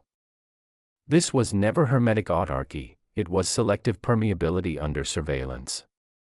The paradox begins here. By limiting contact, the state reduced exposure to predatory imperial commerce and religious subversion, while still siphoning in enough knowledge and goods to sustain curiosity, commerce, and incremental technical improvement. Internally, isolation intersected with the Sankenkotai, alternate attendance, system, which required daimyo to maintain residences in Edo and travel to and from their domains on a set schedule. This political leash doubled as an economic pump. Roads were built and standardized, post-station networks flourished, coastal shipping expanded, and market towns proliferated. Edo swelled into one of the world's largest cities. Osaka thrummed as a rice and commodities hub. Kyoto remained a cultural furnace. Terakoya, temple schools, drove literacy rates to remarkable heights for a pre-industrial society. Commercial publishing, woodblock prints, and guidebooks found vast audiences. The samurai class transformed from warriors into bureaucrats and stipendiaries, underwriting a culture of record-keeping and administrative competence.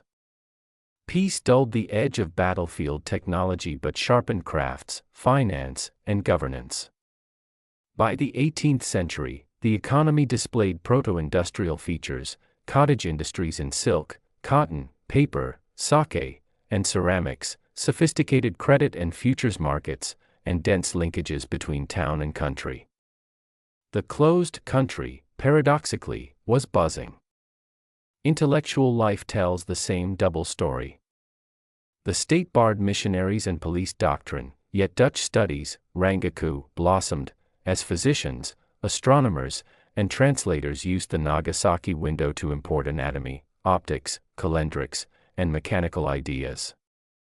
Works like the 1774 Kaitai Shinsho, a translation of a European anatomy text, testified to methodical empiricism conducted within a regime ostensibly hostile to foreign influence. Simultaneously, nativist scholarship, Kokugaku, sifted classical Japanese texts to recover a distinct cultural essence.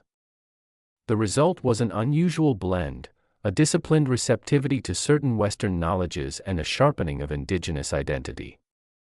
Isolation produced both a guarded channel for external learning and an inward turn that later supplied the ideological glue of a modern nation-state. The costs and tensions of this system were real, and they, too, fed the paradox. Rigid status orders constrained mobility, samurai stipends lagged behind a monetized economy, rural cultivators bore the brunt of taxation. Environmental pressures and bad weather contributed to famines such as the Tenpo Crisis, 1833 to 1837, which, coupled with market dislocations, sparked peasant uprisings and urban riots. Meanwhile, foreign ships probed Japan's coasts, Russian encroachments in the early 1800s, the 1808 Phaeton incident at Nagasaki, and, most famously, Commodore Perry's black ships in 1853 to 1854. These shocks exposed the limits of maritime prohibitions and strained the legitimacy of the shogunate.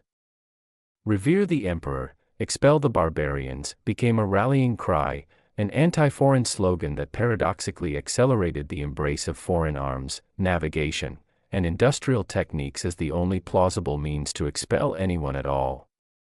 When the treaties of the 1850s pried open Japanese ports under unequal terms, Japan did not collapse into dependency. Instead, the Meiji Restoration of 1868 reconfigured the political order around the emperor while raiding the global toolbox. Because Tokugawa isolation had preserved sovereignty, a functioning fiscal base, literate populations, and experienced administrators, the Meiji state could conscript soldiers, collect taxes, build railways, and establish schools with extraordinary speed. The ironies compound: a centuries-long retreat from the world had incubated capacities that, once mobilized, propelled explosive outward engagement. Within decades, Japan defeated Qing China, 1894 to 1895, annexed Taiwan, 1895, routed Tsarist Russia, 1904 to 1905, and formally annexed Korea, 1910. The policy that once insulated Japan from European empires thus helped midwife Japan's own. Another layer is moral and geopolitical. The Tokugawa turn inward was initially framed as a defense against the corrosions of European empire and Christian insurrection. It did succeed in preserving territorial integrity where others faltered. Yet internal peripheries became sites of extraction and domination. Ainu communities in Hokkaido were subordinated and their economies reoriented. The Ryukyu kingdom was progressively absorbed. Isolation from intercontinental entanglements did not preclude hierarchical expansion at home or in nearby archipelagos. Later, Meiji imperialism exported that hierarchy abroad, ironically justified by a civilizational discourse not unlike the one Japan had resisted. Even technology illustrates the twist. The decline of warfare during Tokugawa meant fewer incentives for cutting-edge military innovation. Firearms did not vanish, but they stagnated. Yet craft industries honed precision, logistics synchronized movement, and a cash economy trained people in contracts, accounting, and schedules. When steel, steam, and telegraphy arrived, Japan could scale them through organizations accustomed to discipline and measurement. A backwardness in some sectors was paired with intangible infrastructures of modernity, habits and networks, grown under the umbrella of isolation. In short, the paradox is not that Japan was simply closed and then opened, but that closure was strategic, partial, and productive. By narrowing foreign exposure to terms it could manage, the Tokugawa regime bought time to consolidate peace and cultivate human capital while avoiding the debt traps, gunboat concessions, and missionary state entanglements that eroded sovereignty elsewhere. Those very achievements later made it possible to pivot from guarded exchange to assertive modernization with uncommon speed, and, ultimately, to reproduce outward the hierarchies isolation had maintained within. Isolation preserved Japan from empire, it also prepared Japan for empire. The Napoleon paradox. Napoleon presents himself as a walking contradiction, the man who stormed onto the stage as the triumphant child of the French Revolution and then crowned himself emperor, the architect of sweeping modern reforms who governed with a censor's pen and a police file, the liberator who exported legal equality and abolished feudal privileges across Europe while reimposing slavery in France's colonies, the military genius whose tactics remade warfare and whose campaigns ultimately spread the very nationalisms that would undo his continental order. The paradox is not a quirk of biography but the coherent result of a single historical figure embodying the contradictions of an age, revolutionary ideals pressed into the machinery of state power, and unlimited ambition dressed in the language of public good. When the revolution tore away the old regime, it did not leave a blank slate, it left a society exhausted by faction, hungry for order, and demanding both liberty and stability. Napoleon's rise satisfied that hunger. He was a general with a talent for organization and a flair for spectacle who, while seizing power in the name of rescuing the Republic, immediately set about constructing a new, centralized apparatus, a uniform legal code, a rational tax and banking system, an efficient bureaucracy, standardized weights and measures, and meritocratic ladders of promotion. The Civil Code, soon called the Napoleonic Code, codified property rights, contractual freedom, and secular legal equality for men. The Bank of France stabilized currency, the prefecture system imposed administrative coherence on provincial life. These accomplishments made the modern state legible and governable. To many contemporaries across Europe, these were liberatory reforms. They abolished feudal dues, promoted the rule of law, and allowed individuals to transact and travel under predictable rules rather than a patchwork of customary claims. And yet the very instruments that produced reform also produced domination. Centralization required control, and control required surveillance, a professional police, and the suppression of dissent.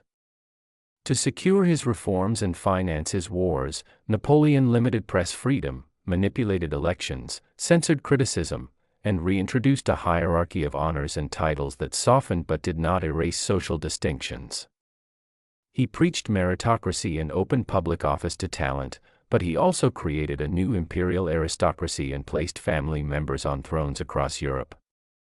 Meritocracy therefore coexisted with nepotism. The ideals that freed individuals from hereditary privilege were paired with a dynastic program that sought to bind the continent to his family. The paradox is constitutional. Modern administrative rationality produced efficient governance and simultaneously concentrated power in a single will. The contradictions deepen when one examines Napoleon's relationship to the revolution's social promises. The revolution had proclaimed universal rights and, for a brief moment under the convention, had abolished slavery in French colonies. Napoleon reversed that liberation in 1802, restoring slavery in the Caribbean despite the clear moral and political logic of abolition. The reason was not purely ideological but practical and mercantile. France's colonial wealth, especially sugar, mattered, and restoring colonial order seemed a way to buttress the economy and pay for the empire. The result was catastrophic in human terms and strategic in consequence. The attempt to reassert control in Saint-Domingue accelerated the Haitian Revolution into full independence and ended French hopes of re-establishing a Caribbean empire, which in turn helped prompt the sale of Louisiana. Here the paradox is moral and geopolitical. The modernizer who wrote laws of liberty at home sanctioned bondage overseas, and that sanction precipitated colonial losses that reshaped the Atlantic world. Military practice furnishes another face of the paradox. Napoleon revolutionized operational art and tactical mobility, creating a new style of war that combined corps organization, fast marches, and decisive battle into a system able to subdue coalitions and remake borders. Victories at Marengo, Austerlitz, and Jena established the myth of the invincible general. Yet Napoleon's military successes were also the engine of his political overreach. The campaigns that consolidated his authority produced the financial burdens, the nationalist resentments, and the coalition politics that would eventually overwhelm him. His invasion of Spain provoked a savage guerrilla war that bled French resources and created a cultural resistance that fused nationalism with popular Catholic identity. His continental system, aimed at economically strangling Britain, harmed neutral and satellite economies and generated political friction.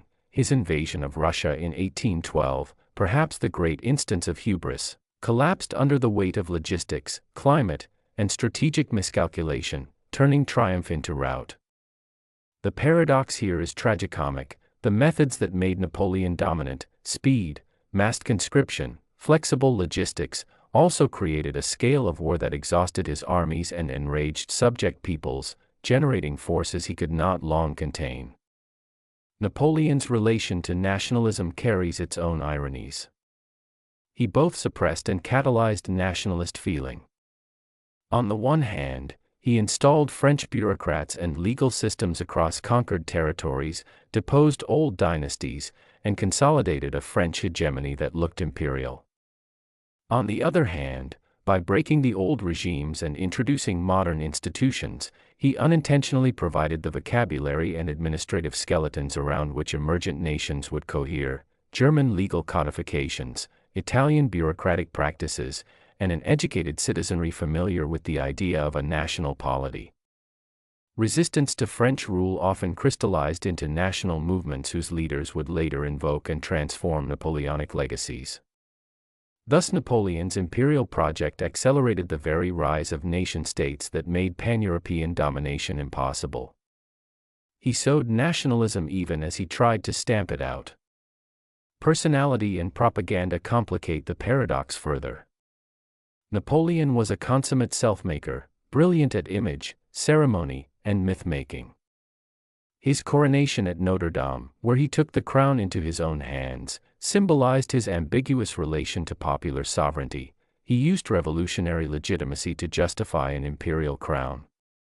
He spoke of merit, virtue, and public order while cultivating a cult of personality and insisting on loyalty to his person.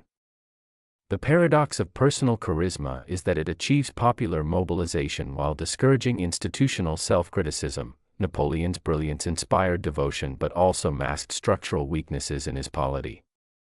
When he fell, Europe's institutions, less charismatic but more deeply rooted, reconstituted themselves without him. Finally, the long-term legacy of Napoleon is paradoxical in its resilience and ambivalence. The Congress of Vienna aimed to restore pre-revolutionary order and suppress revolutionary contagion, and it did succeed for a time. Princes returned, and reactionary regimes tried to roll back what had been done. Yet many of Napoleon's measures could not be unmade: the abolition of feudal dues, the metric system, legal equality for men, albeit limited, the administrative centralization of the modern state, and the very maps he drew lingered. Even the conservatives who denounced him found themselves governing the administrative, legal, and fiscal apparatus he had forged. Moreover, the political languages of the 19th century, nationalism, liberalism, constitutionalism, owe something to the disruptions of the Napoleonic era. He intended to secure his dynasty and his order through conquest. Instead, he accelerated political and social transformations whose momentum his own fall could not arrest. Seen in total, the Napoleon paradox is not a series of mere contradictions but a concentrated lesson about modernity. Napoleon was the incubator and epitome of tensions that would define the modern world, the tension between individual will and institutional rule, between reform and repression, between universalist rhetoric and particularist practice, between administrative rationality and militarized power. He embodied the way revolutionary ideals can be harnessed to state building in ways that both realize and betray those ideals. He showed how the technical mastery of governance can coexist with, and even require, the suspension of political freedoms. He demonstrated that military innovation can both create domination and undermine it by producing resistance and unintended consequences. That is why Napoleon remains at once admired and reviled, celebrated as a lawgiver and condemned as a warmonger, a man of the Enlightenment and the architect of empires. The paradox is his historical signature, a single life that both accelerated the promise of the modern state and exposed the perils of concentrating the power necessary to create it.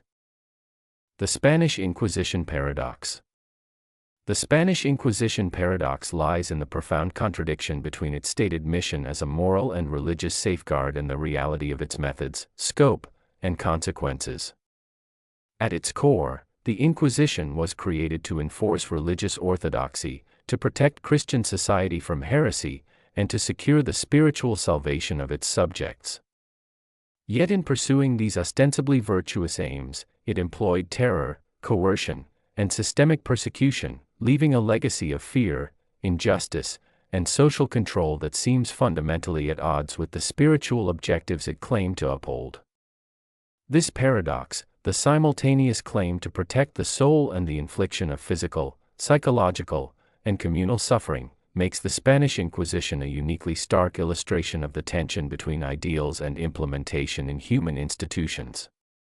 Established formally in 1478 under Ferdinand and Isabella, the Spanish Inquisition was part of a broader program of consolidating royal authority and forging religious unity in the newly unified Spanish kingdoms.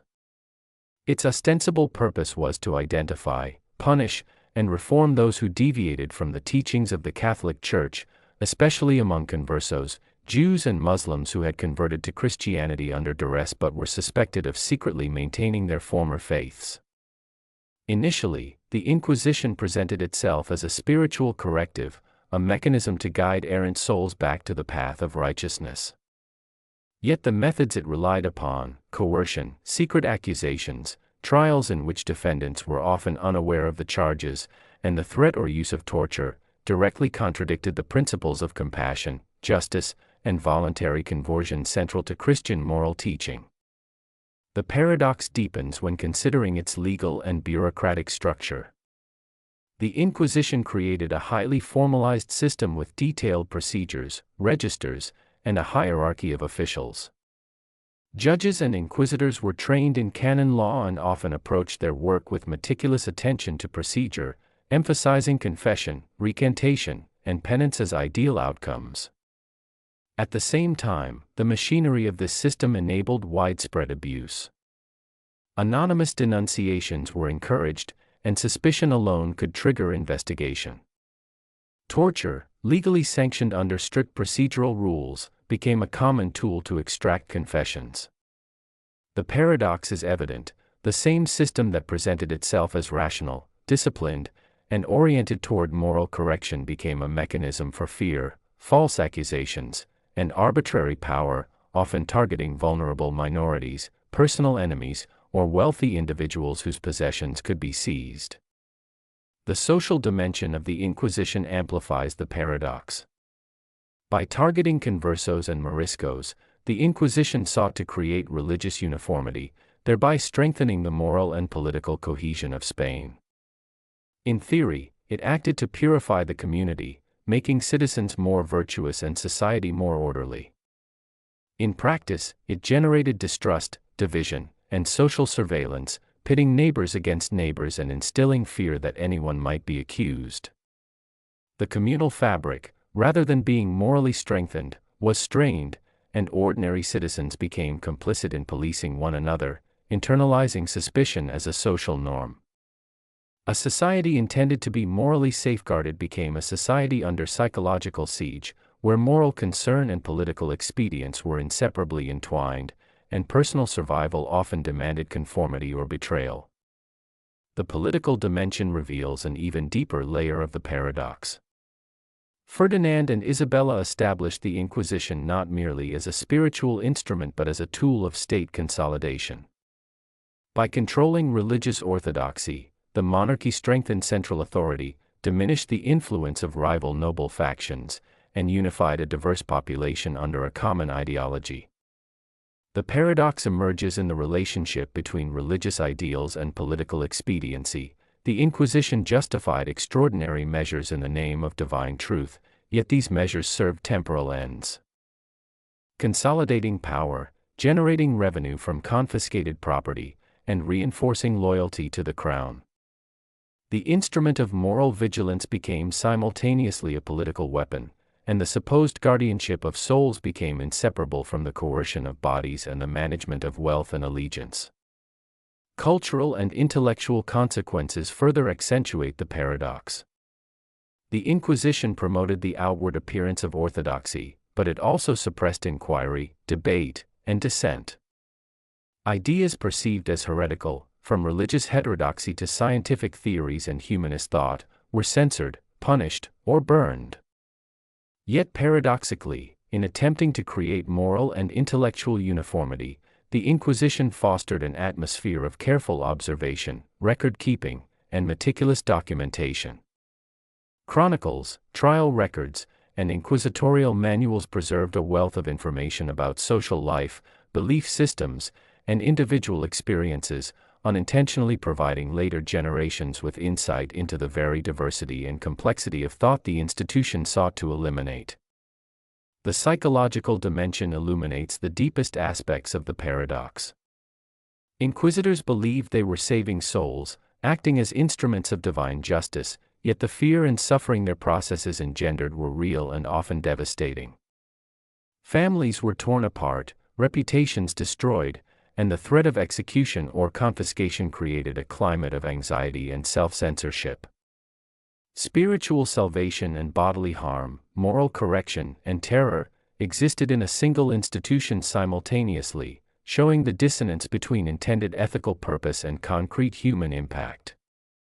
The paradox resides in the inseparability of these opposing outcomes. The Inquisition was morally justified in its own eyes, yet ethically devastating in its practice. Ultimately, the Spanish Inquisition paradox demonstrates the tension between ideal and action, principle and power, moral purpose and human methods. Its stated aim, to preserve faith, moral integrity, and social order, coexisted with a system of coercion, surveillance, and fear that compromised the very spiritual and ethical objectives it claimed to protect. The paradox lies not in hypocrisy alone, but in the structural inevitability of these contradictions. In attempting to secure certainty, purity, and obedience, the Inquisition produced uncertainty, cruelty, and social fragmentation. It is a cautionary tale about the dangers inherent in absolute authority justified by moral purpose, and about how institutions designed to safeguard ideals can, through procedure, power, and human frailty, become instruments of oppression that achieve the opposite of their stated goals. This paradox resonates beyond history. It reminds us that the tools used to enforce virtue can corrupt it, that moral certainty can justify moral violence, and that the path of righteous intention can simultaneously become the path of fear, suffering, and injustice. The Spanish Inquisition exists as a historical testament to the unsettling truth that the pursuit of spiritual and social good can paradoxically generate the very evil it seeks to eliminate. The British Empire paradox. The British Empire stands as one of history's most striking paradoxes, an empire that prided itself on spreading civilization, liberty, and progress across the globe, yet built its foundations on conquest, domination, and exploitation. It portrayed itself as the champion of freedom, even as it subjugated millions under colonial rule. It claimed to advance the ideals of justice and humanity, while its wealth was drawn from the plunder of resources, the suppression of local cultures, and the perpetuation of racial hierarchies. The paradox is that an empire which imagined itself as a force for enlightenment was simultaneously an engine of oppression. From the 18th century onward, Britain increasingly saw its imperial mission in moral and civilizational terms. The rhetoric of the white man's burden and the duty to civilize less advanced peoples became central to its self-image. British administrators, missionaries, and intellectuals presented the empire as a benevolent enterprise, bringing law, education, railways, and modern governance to regions deemed backward. The abolition of the transatlantic slave trade in 1807 and slavery itself in 1833 reinforced this narrative, allowing Britain to cast itself as a global champion of human rights. To many in Britain, the empire was not a structure of domination but a moral project, a gift of progress to the world. Yet this idealized vision masked a far more complex and darker reality. The very wealth that enabled Britain's industrial and cultural achievements was rooted in centuries of colonial extraction. India, the crown jewel of the empire, was systematically drained of its resources to enrich Britain's economy, leaving behind poverty and famine in its wake. The empire's involvement in the opium trade, forcing China to accept narcotics under threat of military force, revealed the raw commercial motives that lay beneath lofty claims of moral superiority. In Africa, the so-called civilizing mission often translated into forced labor, land seizure, and cultural erasure. The empire justified these acts in the language of progress, yet progress for the colonized often meant dispossession and dependency. The paradox deepens when we consider the empire's relationship with liberty. Britain celebrated itself as the birthplace of constitutional government and individual rights, and indeed, these principles flourished at home. Parliamentary institutions, the rule of law, and free trade were held up as universal ideals. But the empire did not extend these liberties to its subjects. In India, political dissent was crushed through censorship and repressive laws. In Ireland, demands for autonomy were met with military force. Colonized peoples were governed by autocratic systems, often under the authority of unelected officials accountable only to London. The empire's structure was inherently hierarchical, built on a racial ideology that deemed some peoples fit to rule and others destined to be ruled. The contradiction was glaring. The same empire that boasted of Magna Carta and habeas corpus denied basic political rights to the majority of those under its dominion. Even the narrative of economic progress reveals its own contradictions. The empire argued that it opened global markets, built infrastructure, and fostered development. Railways, telegraphs, and modern legal systems did indeed transform many regions. Yet these innovations were rarely altruistic. They served primarily imperial interests, facilitating the movement of troops, the extraction of raw materials, and the expansion of trade favorable to Britain. Industrialization in Britain depended on cotton from India and the American South, sugar from the Caribbean, and minerals from Africa. The prosperity of the imperial center was inseparable from the underdevelopment of its peripheries. Colonies became suppliers of raw goods and consumers of British manufactures, locked into an economic system designed to benefit the metropole. The moral paradox of the British Empire is perhaps most evident in its end. In the 20th century, Britain became a vocal advocate for democracy and self-determination, especially during and after the World Wars. It framed its struggle against fascism as a defense of freedom, yet at the same time fought to suppress independence movements in India, Kenya, and Malaya. The language of liberty, which had once inspired American colonists and French revolutionaries, now fueled the aspirations of colonized peoples, who demanded the very rights Britain claimed to uphold. Gandhi's campaign for Indian independence exposed this contradiction with devastating clarity. How could an empire committed to justice at home deny justice abroad? Even today, the legacy of the British Empire remains paradoxical. It left behind legal systems, languages, and infrastructures that shaped modern nations, yet it also sowed divisions and conflicts that persist in the post-colonial world. Borders drawn for imperial convenience became fault lines for ethnic and religious strife. Economies structured for imperial extraction struggled to adapt to independence. The English language became a global medium of communication, even as its spread was bound to histories of coercion and cultural domination. The empire that claimed to unify humanity under shared values left behind a world fractured by inequality and resentment. The paradox of the British Empire, then, is that it clothed domination in the language of freedom, justified exploitation as benevolence, and portrayed conquest as civilization. It was at once a force of modernization and a system of oppression, a builder of nations and a destroyer of cultures.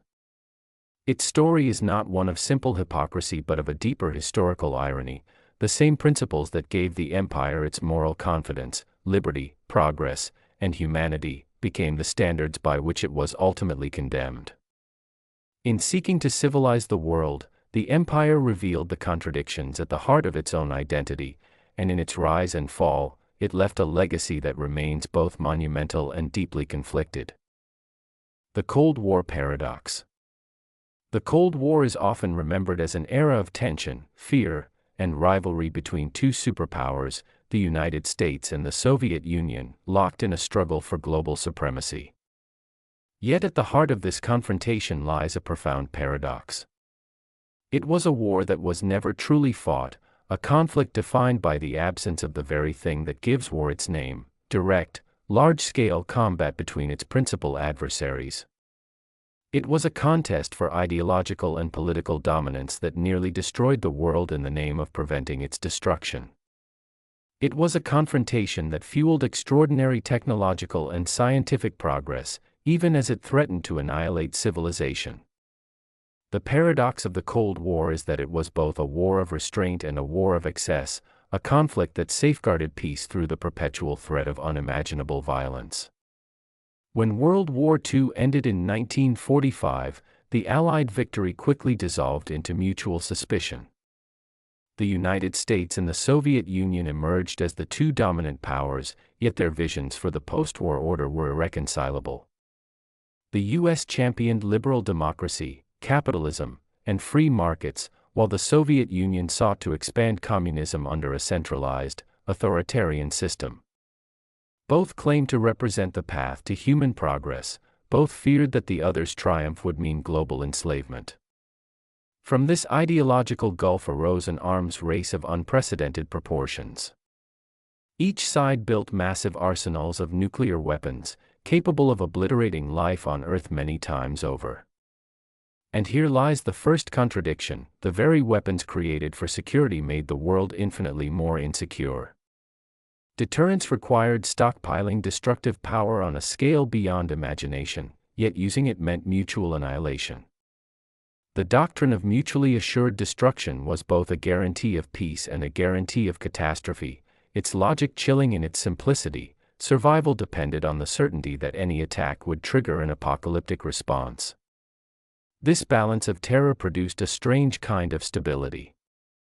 While the superpowers fought proxy wars in Korea, Vietnam, Afghanistan, and elsewhere, they scrupulously avoided direct confrontation. The greatest military powers in history never clashed in open battle because to do so would have invited nuclear devastation. The Cold War was thus a war that could not be won and could not be fought, a contest where the appearance of strength mattered as much as strength itself. Diplomatic crises, such as the Cuban Missile Crisis of 1962, brought the world to the brink of destruction, only for both sides to pull back in recognition of the suicidal implications of their rivalry.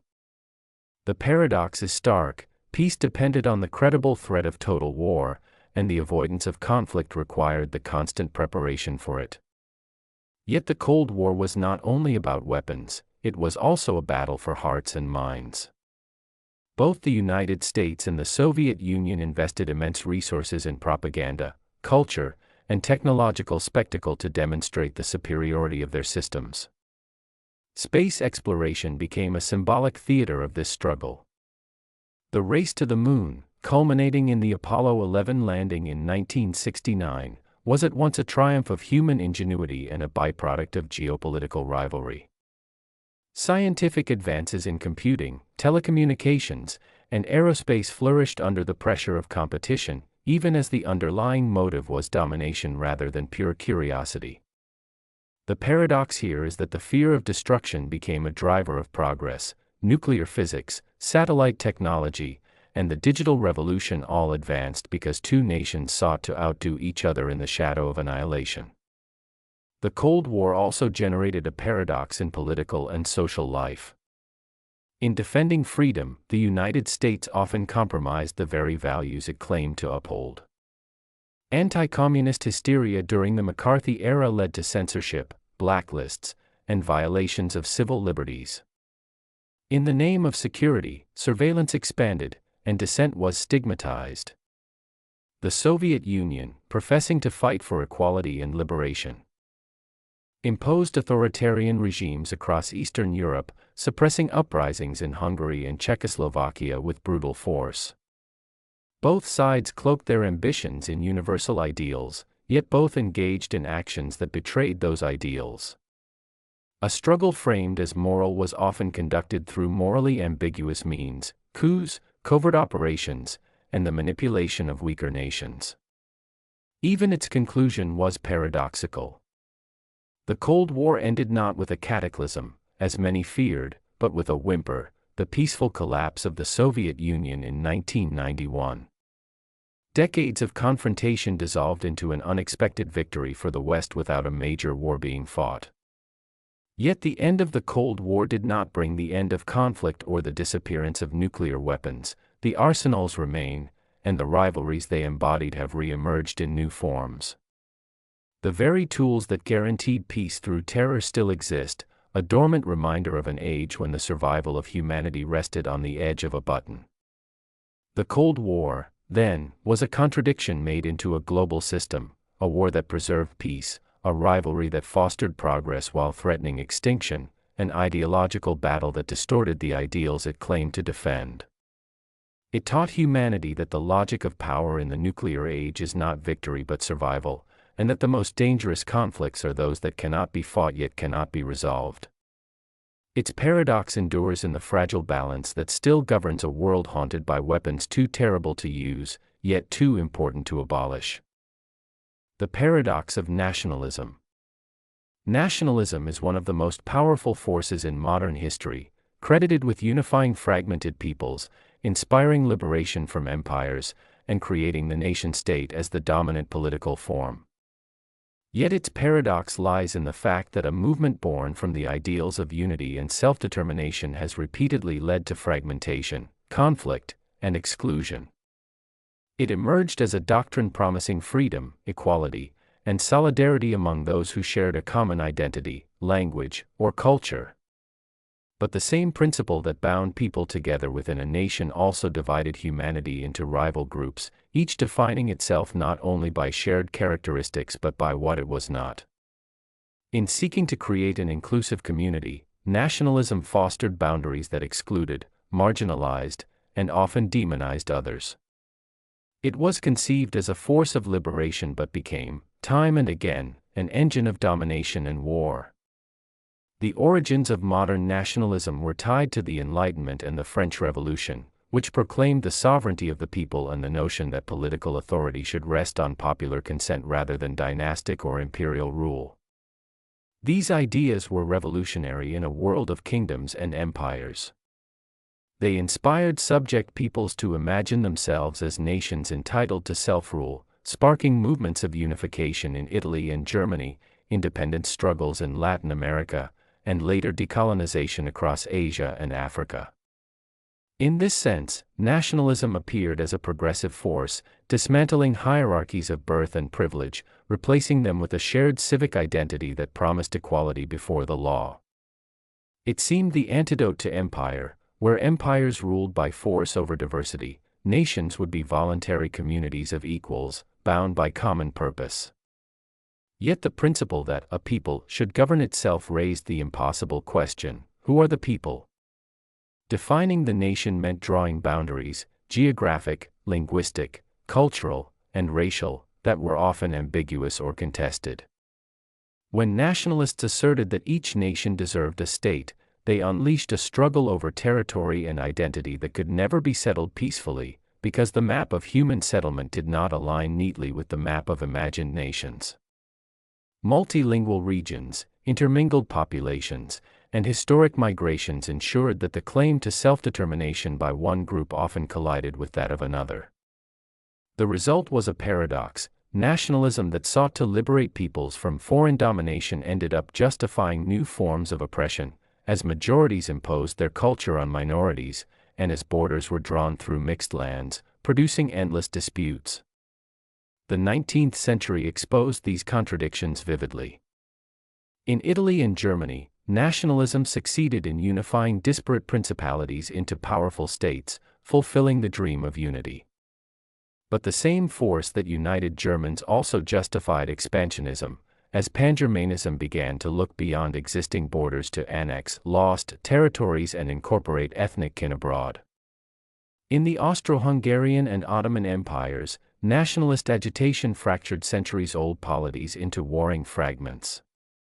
Each community, once promised equality under a broader imperial framework, now competed for dominance in the name of independence. In the Balkans, nationalism ignited a chain reaction of secessions and annexations that culminated in wars, ironically creating violence in pursuit of peace. The paradox deepened in the 20th century. Nationalism was celebrated as the engine of self-determination in Woodrow Wilson's 14 Points after World War I, yet the very effort to apply that principle in Europe and the Middle East sowed future conflicts. Where one nation-state was born, others felt betrayed. In Central and Eastern Europe, borders were drawn along ethnic lines where possible, but these solutions invariably left minorities stranded, turning them into sources of grievance and revanchism. The interwar years saw nationalism morph from a democratic ideal into a totalitarian creed, as fascist regimes in Italy and Germany exalted the nation above all else, equating national unity with racial purity and military conquest. The rhetoric of liberation became the language of aggression, and nationalism, originally a force to overthrow tyranny, became the justification for some of history's greatest tyrannies. The post-1945 world seemed to renew the emancipatory side of nationalism through decolonization. Across Asia, Africa, and the Middle East, nationalist movements dismantled European empires, delivering sovereignty to peoples long denied it. Yet here too the paradox reappeared. The borders of the new states often reflected colonial cartography rather than ethnic or cultural cohesion, ensuring that independence did not bring harmony but new internal divisions. In many cases, nationalist elites who had fought for freedom soon wielded the state as an instrument of exclusion, privileging one ethnic or linguistic group over others. Nationalism, born of the dream of equality and autonomy, became a pretext for civil wars, ethnic cleansing, and authoritarian rule. At its core, the paradox of nationalism is structural. It promises universality. Every nation has a right to self-determination, but this universality breeds competition, because the creation of one nation-state almost always comes at the expense of another's aspirations. Unlike the universalist ideologies of religion or human rights, nationalism is inherently particular. It defines the political community by shared heritage, and in doing so creates outsiders.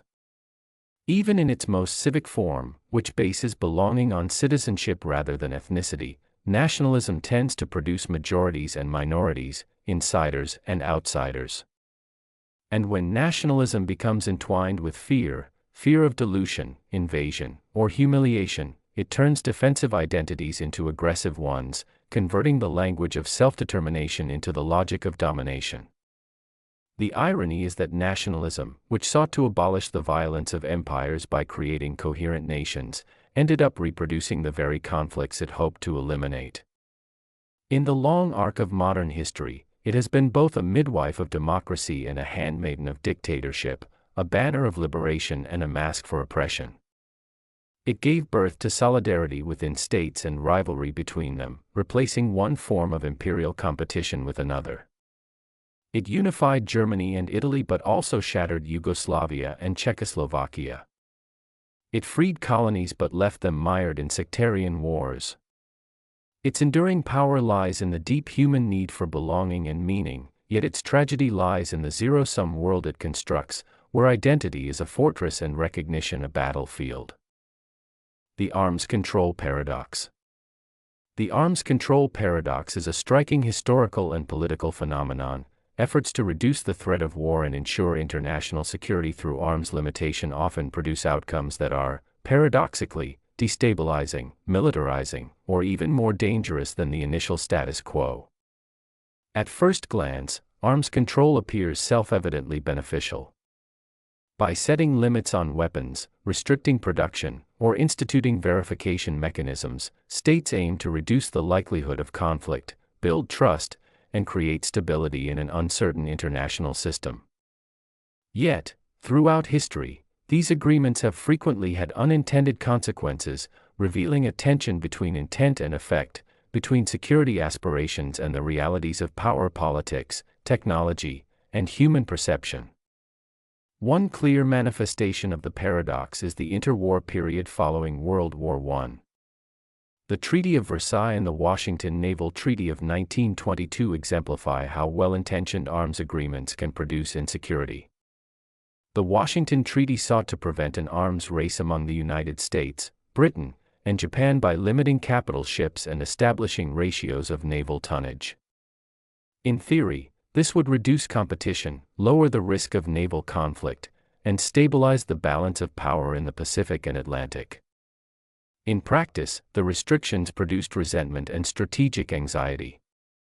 Japan, limited by the ratio, perceived the arrangement as a barrier to its rightful regional dominance.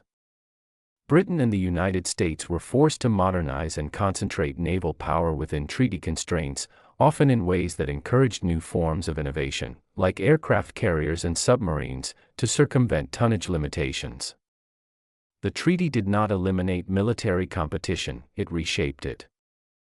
In some cases, it accelerated the pursuit of new, unregulated capabilities, creating instability rather than reducing it.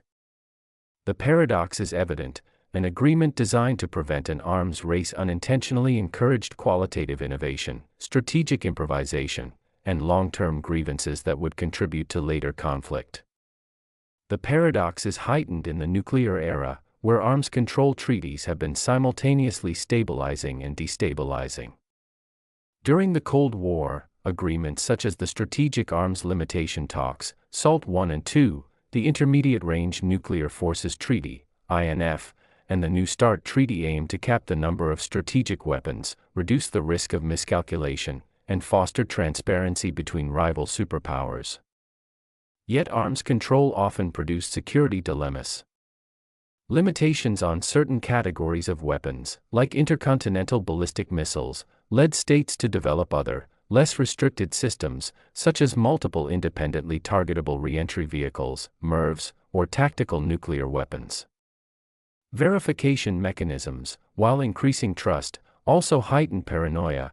The inability to detect secret developments or cheating could trigger preemptive planning and accelerate technological arms races. Paradoxically, the very treaties designed to create strategic stability sometimes prompted states to diversify or modernize their arsenals in ways that increased complexity, uncertainty, and the risks of misjudgment. The paradox is also political and psychological. Arms control is often motivated as much by signaling as by actual reduction. A nation enters a treaty to demonstrate responsibility, project restraint, or gain legitimacy in international forums. Yet signaling restraint can be perceived as weakness, prompting rivals to take precautionary measures, accelerate modernization, or prepare contingencies, creating the very insecurity the treaty sought to prevent. During the 1970s, for example, détente between the United States and the Soviet Union, reinforced by arms agreements, was interpreted by some in each government and military as a temporary pause in competition rather than a permanent reduction of risk.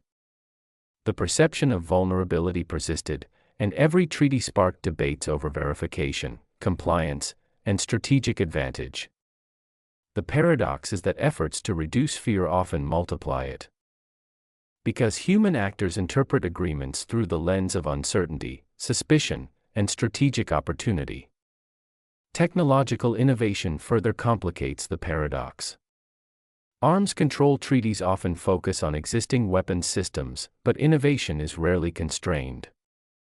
When the 1972 ABM Treaty limited anti-ballistic missile systems, states invested in countermeasures, decoys, and offensive missile improvements to maintain deterrent capability. When the INF Treaty eliminated intermediate-range missiles in Europe, precision-guided conventional weapons and other systems rose in prominence. Each success in limiting one class of armaments triggers adaptation and displacement, demonstrating that control is not elimination. In this way, arms control produces a dynamic interplay of restriction and circumvention. Every limit creates incentives for ingenuity, and each innovation can destabilize the system in ways unforeseen by negotiators. The paradox also manifests in domestic politics. Arms control agreements often require legislative ratification, domestic oversight, and bureaucratic implementation.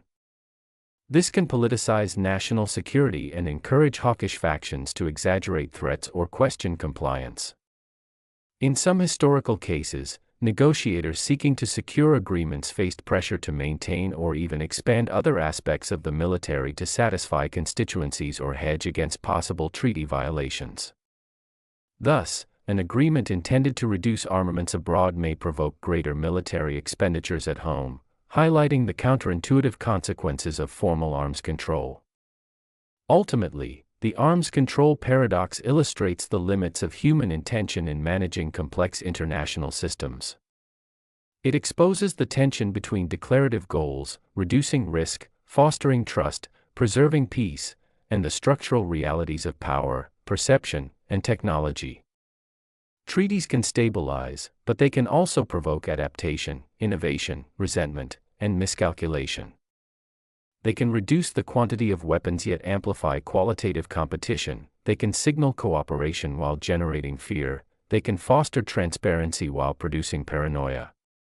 Arms control is both essential and inherently fraught, demonstrating that the pursuit of peace through limitation is rarely linear, predictable, or unambiguously successful. In essence, the paradox is structural. Attempts to constrain armaments, however rational and benevolent, exist within a competitive and uncertain international environment where each limitation triggers new calculations, innovations, and responses. Security measures create countermeasures, trust building stimulates suspicion, reductions provoke substitution. The very act of controlling arms, intended to prevent war, often reshapes the strategic landscape in ways that maintain, or even heighten, the risk of conflict. The arms control paradox, therefore, is a fundamental lesson of modern international history. Peace and limitation, while noble in intent, exist in a world of unintended consequences, where every effort to reduce danger carries the potential to generate new forms of it. The democracy export paradox. The democracy export paradox refers to the historical contradiction that emerges when powerful nations attempt to spread democratic values abroad while often relying on undemocratic means or achieving results that run counter to democracy itself. On the surface, the idea seems straightforward. If democracy is a system based on freedom, self-determination, and the consent of the governed, then extending its reach should empower people around the world and create more just societies. Yet in practice, efforts to export democracy, through military interventions, colonial administration, or foreign aid programs, have often undermined the very principles they claim to promote. The paradox lies in the attempt to impose a system founded on voluntary participation by coercion, manipulation, or external control. One layer of this paradox is rooted in the history of colonialism. European empires often justified their expansion by claiming they were bringing civilization, enlightenment, or self-rule to supposedly backward peoples. Yet colonial rule was inherently undemocratic. Local populations were denied political rights, their leaders were replaced or subordinated, and decisions were made by distant authorities who had no accountability to the people they governed. When colonized nations eventually fought for independence, they were frequently told that democratic institutions would follow, but the legacy of imposed governance left deep fractures, weak political structures, ethnic divisions exacerbated by colonial borders, and economies designed for extraction rather than self-sufficiency. In this sense, democracy was preached as an ideal while being withheld in practice, creating the paradoxical situation in which the rhetoric of liberty masked the reality of domination. The paradox became even more pronounced in the 20th century, particularly during the Cold War. Both the United States and the Soviet Union presented themselves as champions of liberation, one in the name of democracy and capitalism, the other in the name of socialism and people's power. Yet both superpowers routinely undermined democratic processes abroad when those processes produced outcomes unfavorable to their geopolitical interests.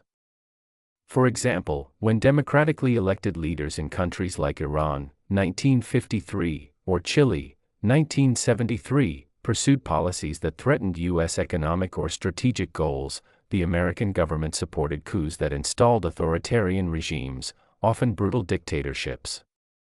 In these cases, democracy was deemed acceptable only if it aligned with foreign policy objectives. The paradox here is that the promotion of democracy was frequently accompanied by the suppression of genuine democratic choice. A similar tension exists in the use of military intervention as a tool of democratization. Advocates of regime change often argue that overthrowing dictatorships will pave the way for free societies. However, the act of imposing a new political system by force contradicts the core democratic principle of self-determination. The U.S.-led invasion of Iraq in 2003 illustrates this paradox starkly. While framed as a mission to liberate Iraqis and establish democracy, the intervention resulted in years of instability, sectarian violence, and foreign control over domestic politics.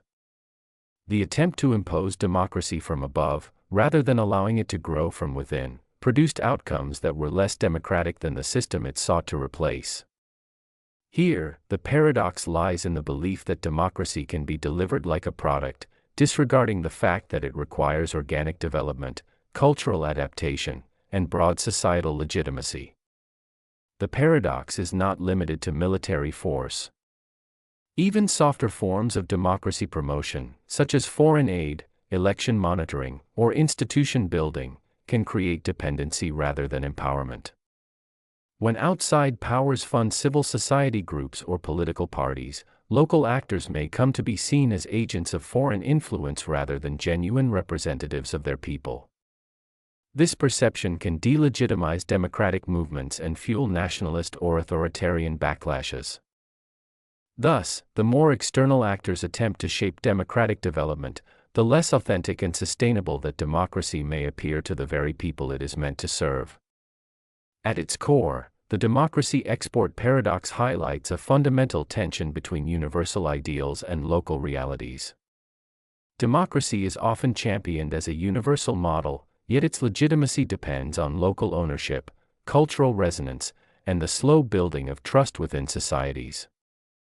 When it is imposed from outside, it risks becoming an alien structure, more reflective of the exporter's interests than the recipient's aspirations.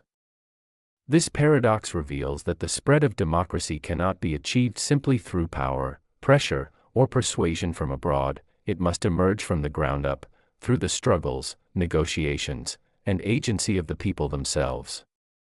In historical perspective, the paradox underscores the uncomfortable truth that nations most eager to export democracy have often been least willing to practice humility in respecting other people's choices.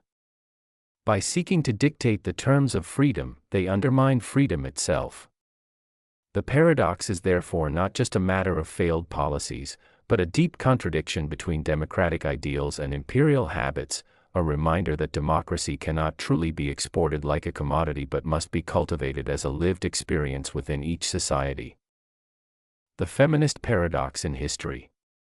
The feminist paradox in history can be understood as the persistent contradiction between the undeniable reality of women's contributions to every sphere of human civilization and the systematic attempts to obscure, diminish, or outright deny those contributions within cultural, political, and intellectual traditions. It is not simply a paradox of absence and presence, but of simultaneous visibility and invisibility. Women are everywhere in the fabric of history, yet often nowhere in the official accounts of it. This duality gives rise to a recurring cycle in which women's agency is recognized in times of necessity or upheaval, but quickly dismissed or erased when stability returns, thereby forcing each new generation to fight for recognition as though the struggle were beginning anew. One of the deepest roots of this paradox lies in the way that patriarchal systems have historically constructed narratives of progress, freedom, and civilization while excluding half of humanity from their promises. Take, for instance, the intellectual ferment of the Enlightenment. Philosophers championed ideals of liberty, rationality, and universal human rights, yet their definition of universal consistently stopped short of including women. Rousseau, for example, argued that women's education should focus on pleasing and serving men, even as he defended radical ideas of freedom and citizenship for men. Meanwhile, women like Mary Wollstonecraft highlighted this contradiction, insisting that a philosophy of universal rights that excludes women is neither universal nor just. Here lies the paradox: women were expected to embody the ideals of reason, virtue, and civic responsibility within the home, but were simultaneously denied the opportunity to exercise those very qualities in the public sphere. The paradox becomes even sharper when we consider revolutionary movements. In the French Revolution, women marched to Versailles demanding bread, fought on the barricades, and participated in political clubs. Yet when the revolutionary government began drafting the new order, women were excluded from suffrage and representation, and when Olympe de Gouges boldly published her Declaration of the Rights of Woman and the Female Citizen, she was executed. The revolution proclaimed equality as its guiding principle while simultaneously legislating women's inferiority. A similar pattern recurred in later revolutions and independence movements across the world, where women contributed as fighters, organizers, and agitators, but were denied political power once victory was achieved. The paradox here is that women were indispensable in achieving freedom but were excluded from enjoying the fruits of it. Another dimension of this paradox is the recurring alternation between empowerment and retrenchment. During the world wars of the 20th century, women entered factories, farms, offices, and even military service in unprecedented numbers, proving that they could perform roles society had previously deemed unsuitable. Yet once peace returned, they were urged to return to domestic life, and their contributions were reframed as temporary sacrifices rather than permanent transformations. The same women who had been celebrated as patriotic workers became subject to new pressures to embrace homemaking and motherhood as their true roles. This cycle illustrates the paradoxical logic of gender roles. Women are simultaneously seen as capable of extraordinary achievements when circumstances demand it and as fundamentally unfit for public life once those circumstances pass. The paradox also operates on a symbolic level. Societies have often exalted women as moral guardians, nurturers, or embodiments of purity, roles that elevate their symbolic status while restricting their actual power. In Victorian England, for example, the angel in the house ideal cast women as the moral backbone of the family and the nation, but this very ideal was used to deny them education, property rights, and political voice. Similarly, in many religious traditions, women are revered as sacred figures, such as mothers of nations, keepers of traditions, or even goddesses, while real women are confined to subordinate positions within those same traditions. Thus, women are simultaneously idealized and marginalized, honored in rhetoric but constrained in practice. Even within feminist movements themselves, the paradox has had to be negotiated. Early feminists often framed their demands in terms of difference, arguing that women deserved rights because their unique qualities, such as maternal instincts or moral sensitivity, would enrich society. This strategic essentialism helped secure certain gains but also reinforced stereotypes that later feminists would struggle to dismantle. The paradox here is that feminism often had to rely on the very assumptions it sought to challenge in order to achieve progress. For instance, suffragists sometimes justified women's voting rights by claiming women were naturally more compassionate and would bring peace to politics, a justification that risked binding women to a fixed identity rather than liberating them as individuals. The persistence of this paradox across centuries highlights the tension between what women demonstrably do and what societies officially recognize. It reveals that the struggle for equality is not merely about securing legal rights but also about rewriting the narratives that have shaped collective memory. Women's achievements must be repeatedly reasserted, because historical memory tends to minimize or erase them. This makes the feminist paradox not only a question of rights but also a question of history itself, how it is told, who gets included, and what is considered worthy of remembrance. In essence, the feminist paradox is the historical dissonance between women's lived reality and the stories societies tell about themselves. Women have always been present in building nations, shaping cultures, advancing science, and sustaining economies, yet history has often been written as though they were absent. The paradox endures because recognition and erasure are not opposites but processes that have worked in tandem. Women are remembered just enough to affirm certain ideals, but forgotten enough to maintain the structures of inequality. It is this cycle of acknowledgement and denial, empowerment and restriction, that makes the feminist paradox one of the most enduring contradictions in human history. The Internet Freedom Paradox. The Internet Freedom Paradox is a profound and complex historical phenomenon that exposes the contradictory nature of the digital age. The very technology designed to expand communication, democratize information, and empower individuals simultaneously creates new forms of control, surveillance, and inequality. At first glance, the Internet appears to fulfill a utopian promise: anyone with access can publish ideas, connect globally, challenge authority, and participate in civic, economic, and cultural life. Yet the same infrastructure, protocols, and platforms that enable freedom also enable unprecedented concentration of power, manipulation of information, and subtle forms of coercion. This paradox lies at the intersection of technological design, human behavior, political economy, and social dynamics, and it illuminates the tension between liberty and structure, openness and control in modern society. The origins of this paradox are rooted in the Internet's development. Initially conceived as a decentralized communication network for research and government purposes, the Internet was designed to be resilient, accessible, and open. Early protocols emphasized egalitarian principles: any connected node could communicate, share resources, and participate in the network without central authorization. This architectural openness fostered experimentation, collaboration, and the rapid diffusion of knowledge. For a time, the digital world seemed like a self-governing commons, where users could exchange information freely, bypass traditional gatekeepers, and participate in communities unconstrained by geography or hierarchy. It promised a flattening of power, enabling marginalized voices and democratizing both production and consumption of content. Yet this same openness contained seeds of control and concentration. As the Internet expanded from a research tool to a global commercial and social platform, infrastructure and services increasingly fell into the hands of a few dominant entities. Search engines, social media platforms, cloud services, and digital marketplaces amassed enormous control over information flow, user data, and economic transactions. These corporations, while facilitating freedom of expression and access, also imposed algorithmic curation, content moderation, and behavioral tracking.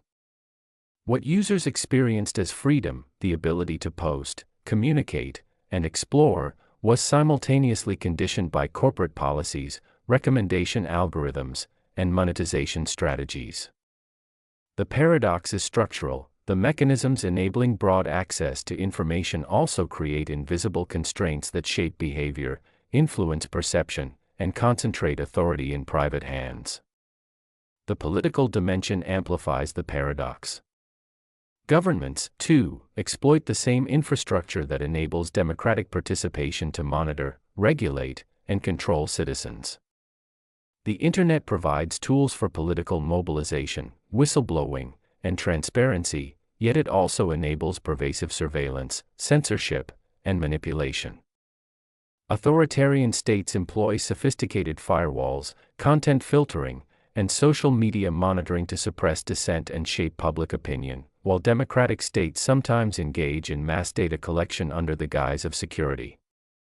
Here the paradox is evident: the Internet's architecture, designed to maximize connectivity and resilience, is simultaneously exploited as a means of coercion and control. Technology that liberates is inseparable from technology that constrains. The economic dimension deepens the contradiction. Digital platforms have created unprecedented opportunities for entrepreneurship, innovation, and global trade, enabling individuals and small organizations to reach vast audiences. Yet the economic model underlying the Internet, driven by advertising, data monetization, and network effects, creates inequality, dependency, and exploitation. Users generate enormous value through content creation and social engagement, often without compensation, while a small number of corporations capture the majority of profit and influence. Market concentration also affects freedom. Competition is limited, alternatives are scarce, and the monopolistic power of dominant platforms can shape discourse, access, and opportunity. The paradox is financial as well as informational. Freedom to participate exists alongside structural constraints that favor the few over the many. The cultural and social aspects of the paradox are equally striking. The Internet enables unprecedented cultural exchange, collaboration, and the formation of global communities. Activists can mobilize rapidly, minority languages can flourish online, and ideas can spread across borders instantaneously. Yet the same openness facilitates the spread of misinformation, propaganda, harassment, and extremist ideologies. Platforms designed to empower discourse often amplify polarization, reward sensationalism, and distort perceptions of reality. In seeking to maximize engagement and connectivity, digital infrastructures inadvertently erode the very rational deliberation, trust, and cohesion that freedom of information is meant to enhance. The paradox is cognitive and social. The tools of liberation simultaneously generate new vulnerabilities in judgment, community, and civic life. The technological dimension reinforces the tension. Protocols that allow encryption, decentralized hosting, and peer-to-peer communication enhance privacy, autonomy, and resilience against censorship. At the same time, these same features can shelter criminal activity, radicalization, and disinformation networks, forcing governments and corporations to implement countermeasures that often infringe on civil liberties. The same systems that promise self-sovereignty for individuals also create collective risks that provoke interventions, restrictions, and surveillance. Here the paradox is both ethical and operational. The mechanisms that empower freedom can justify the imposition of control. Finally, the Internet freedom paradox is temporal and generational. Early adopters often experience the Internet as a frontier, a space for exploration and liberation. Subsequent generations inherit a system embedded in corporate ecosystems, global politics, and commercial interests, where freedoms are structured, mediated, and monitored in ways invisible to the user. What once seemed a tool for democratization now presents complex trade-offs between access, autonomy, security, and privacy. The paradox is enduring. The more the Internet becomes integral to daily life, the more freedom is entangled with dependency and constraint. In conclusion, the Internet freedom paradox demonstrates that liberty and control, openness and concentration, empowerment and surveillance coexist in ways that cannot be easily disentangled. The infrastructure designed to maximize communication and participation simultaneously enables concentration of power, social manipulation, and systemic vulnerability. The very technology that democratizes knowledge and amplifies individual voices also shapes behavior, channels attention, and structures economic and political power. The paradox is inherent: the Internet both expands freedom and circumscribes it, liberates and constrains, empowers and dominates. Understanding this duality is essential for navigating the digital age, as it forces recognition that technological freedom is never absolute, but always entwined with structures, incentives, and dynamics that simultaneously limit, shape, and redefine it. The knowledge suppression paradox. The knowledge suppression paradox refers to the recurring historical contradiction in which authorities, rulers, or institutions deliberately attempt to restrict or eliminate access to certain forms of knowledge in order to preserve power, religious orthodoxy, or social order, yet these very acts of suppression often end up ensuring the survival, dissemination, or eventual empowerment of that knowledge. Efforts to burn books, censor ideas, or silence thinkers rarely succeed in erasing knowledge permanently. Rather, suppression often grants the forbidden knowledge a heightened aura of importance, driving it underground, embedding it in memory, or motivating future generations to recover and champion it with greater vigor. The paradox is that the act of trying to destroy or silence knowledge frequently guarantees its persistence and even amplifies its influence. One of the earliest and most famous examples is the Qin dynasty in China under Qin Shi Huang. In 213 BCE, the emperor ordered the burning of books and burying of scholars, a sweeping campaign to eliminate rival philosophies such as Confucianism that might challenge the new imperial order. The intention was to impose intellectual uniformity by promoting legalism as the sole governing doctrine. Yet the attempt to eradicate Confucian texts and their interpreters ironically magnified their significance. Many scholars preserved copies in secret, transmitting them orally or hiding them in walls, and later dynasties, especially the Han, not only revived Confucianism but elevated it to the status of official ideology. The very attempt to annihilate Confucian thought ensured its martyr-like survival and its eventual dominance of Chinese intellectual and political life for centuries. The paradox also emerges dramatically in religious history. During the European Middle Ages, certain heterodox texts, from early Christian, heretical, Gospels to philosophical writings deemed dangerous, were banned or destroyed by ecclesiastical authorities. The Index Librorum Prohibitorum, created in the 16th century, sought to ban works considered contrary to Catholic teaching. Yet many of these texts, including works by Galileo, Descartes, and later Enlightenment thinkers, gained notoriety precisely because they were forbidden. Their suppression enhanced their reputation as dangerous, powerful, and worth seeking out. In some cases, the act of banning a book ensured its circulation in clandestine networks of intellectual exchange. Thus, instead of disappearing, suppressed knowledge became more attractive, achieving a form of immortality through its prohibition. The invention of the printing press in the 15th century deepened this paradox. Authorities tried to suppress the rapid spread of religious and political dissenting works, from Martin Luther's pamphlets to revolutionary tracts. But suppression was like fighting a flood with one's hands. The very act of censorship created demand, while the technology enabled replication at unprecedented speed. Luther's writings, condemned and banned by the Catholic Church, circulated more widely because of their prohibition, accelerating the Protestant Reformation and reshaping the religious map of Europe.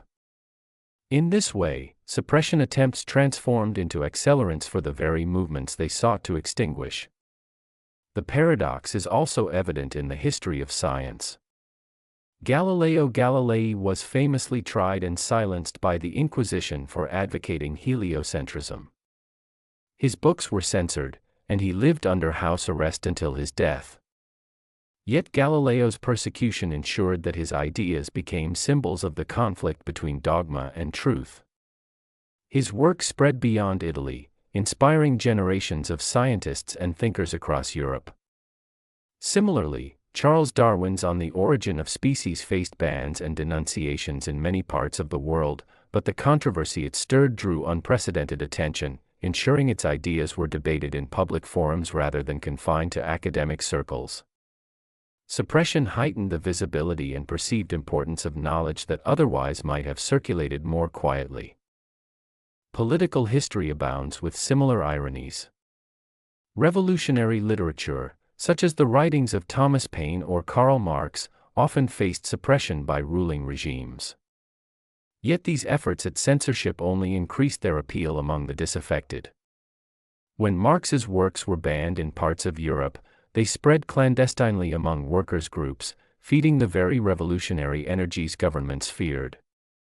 In the 20th century, authoritarian regimes like Nazi Germany and the Soviet Union engaged in massive campaigns of censorship, book burning, and control of intellectual life. While they achieved some silencing in the short term, many of the works they suppressed re-emerged after their collapse, often with greater symbolic power as embodiments of truth against tyranny. The banning of Solzhenitsyn's The Gulag Archipelago in the USSR, for example, only heightened its resonance abroad and ensured that when it circulated secretly within the Soviet Union, it carried immense authority as a hidden testimony. At its core, the knowledge suppression paradox reveals a structural dilemma of power. To maintain authority, regimes may fear that certain ideas could destabilize or delegitimize them, leading them to suppress those ideas. But suppression itself draws attention to what is being hidden, fueling curiosity and resistance. Forbidden knowledge becomes endowed with mystique and perceived importance. Moreover, suppression rarely eradicates knowledge completely, because ideas are resilient, they can be memorized, hidden, smuggled, or rediscovered. The attempt to annihilate knowledge often becomes part of its story, giving it a heroic or martyred aura that ensures its survival. The paradox also extends to modern contexts. In the digital age, attempts at censorship, whether blocking websites, banning books, or criminalizing speech, often trigger what has been called the Streisand effect, in which efforts to suppress information result in wider dissemination through global networks. A government's attempt to hide a story can make it viral, as the very act of suppression signals that it contains something dangerous or powerful. Thus, the knowledge suppression paradox is not confined to antiquity but remains a living dynamic of our information-driven world. Ultimately, the paradox underscores a profound truth about knowledge itself: it is resilient, adaptive, and often strengthened by adversity. While suppression may silence in the short term, it rarely succeeds in the long run. History shows that efforts to annihilate knowledge often grant it new life, ensuring that ideas once feared as dangerous continue to shape societies long after their suppressors are gone. The printing press paradox. The invention of the printing press in the mid-15th century is often hailed as one of the most transformative achievements in human history, a triumph of knowledge over ignorance. It made books affordable, literacy attainable, and information accessible to a far wider audience than ever before. It is credited with fueling the Renaissance, advancing science, and laying the foundations for modern democracy. Yet this same invention, celebrated as a tool of enlightenment, also unleashed forces of division, chaos, and control. The paradox of the printing press lies in the fact that a technology designed to spread truth and learning also amplified falsehood and intolerance, fostering conflict and fragmentation even as it promised unity and progress. Before the printing press, manuscripts were copied by hand, usually by monks in monasteries, which made books rare and costly. Knowledge was tightly controlled, and literacy was confined to elites. When Johannes Gutenberg developed movable type around 1450, this monopoly collapsed. Books could now be reproduced in large numbers at a fraction of the previous cost, and ideas could travel farther and faster than ever before. To many, this appeared as an unqualified blessing, a democratization of knowledge that would break the chains of ignorance. Indeed, the press enabled an explosion of intellectual life. Classical texts were rediscovered and disseminated, humanist scholars exchanged ideas across borders, scientific treatises circulated among thinkers who would revolutionize natural philosophy. The press made possible a Europe in dialogue with itself. Yet embedded in this triumph was its contradiction. The same machine that spread the works of Erasmus also spread incendiary pamphlets that stoked hatred and division. The most dramatic example was the Protestant Reformation. Martin Luther's 95 Theses might have remained a local dispute had the printing press not carried his criticisms of the Catholic Church across Europe with unprecedented speed. Within a few years, thousands of pamphlets, sermons, and vernacular Bibles were flooding the continent, challenging the authority of Rome and inspiring countless reform movements. For the first time in history, ordinary people could read Scripture for themselves, bypassing clerical interpretation. This was liberation, but it was also destabilization. Europe, which had once shared a unified Christendom, fractured into warring confessions. The press had promised unity through knowledge; instead, it created a marketplace of rival truths. This paradox deepened in the violence that followed. The Reformation unleashed wars of religion that devastated Europe for over a century. Print culture fueled these conflicts, spreading polemics that demonized opponents and hardened divisions. Pamphlets depicted enemies as agents of Satan, and entire communities were mobilized through the power of printed words. A device meant to enlighten humanity became an instrument of propaganda, capable of inflaming passions on a scale never before imagined. The printing press, far from guaranteeing truth, democratized error. Just as it gave voice to reformers, it gave voice to zealots, charlatans, and demagogues. In this sense, the press did not simply liberate knowledge, it destabilized the very concept of authority, creating a world where competing claims to truth could coexist without any shared arbiter. Even the spread of literacy carried its own contradictions. While more people could read than ever before, much of what they consumed was sensational, superstitious, or inflammatory. The printing press did not discriminate between profound works of philosophy and crude pamphlets peddling conspiracy theories. The same presses that printed Copernicus also printed almanacs filled with astrological predictions. Knowledge expanded, but so did ignorance, now multiplied and accelerated by technology. The paradox is that the tool for enlightenment became a weapon for misinformation, a theme that resonates strongly in the modern age. Authorities soon recognized both the power and the peril of print. States and churches that once monopolized knowledge now sought to regulate it through censorship, licensing, and control of presses. This created another layer of irony. The technology that promised freedom of expression also prompted new mechanisms of repression. From the index of forbidden books to state-run printing monopolies, efforts to contain the flood of ideas revealed how threatening the printed word had become.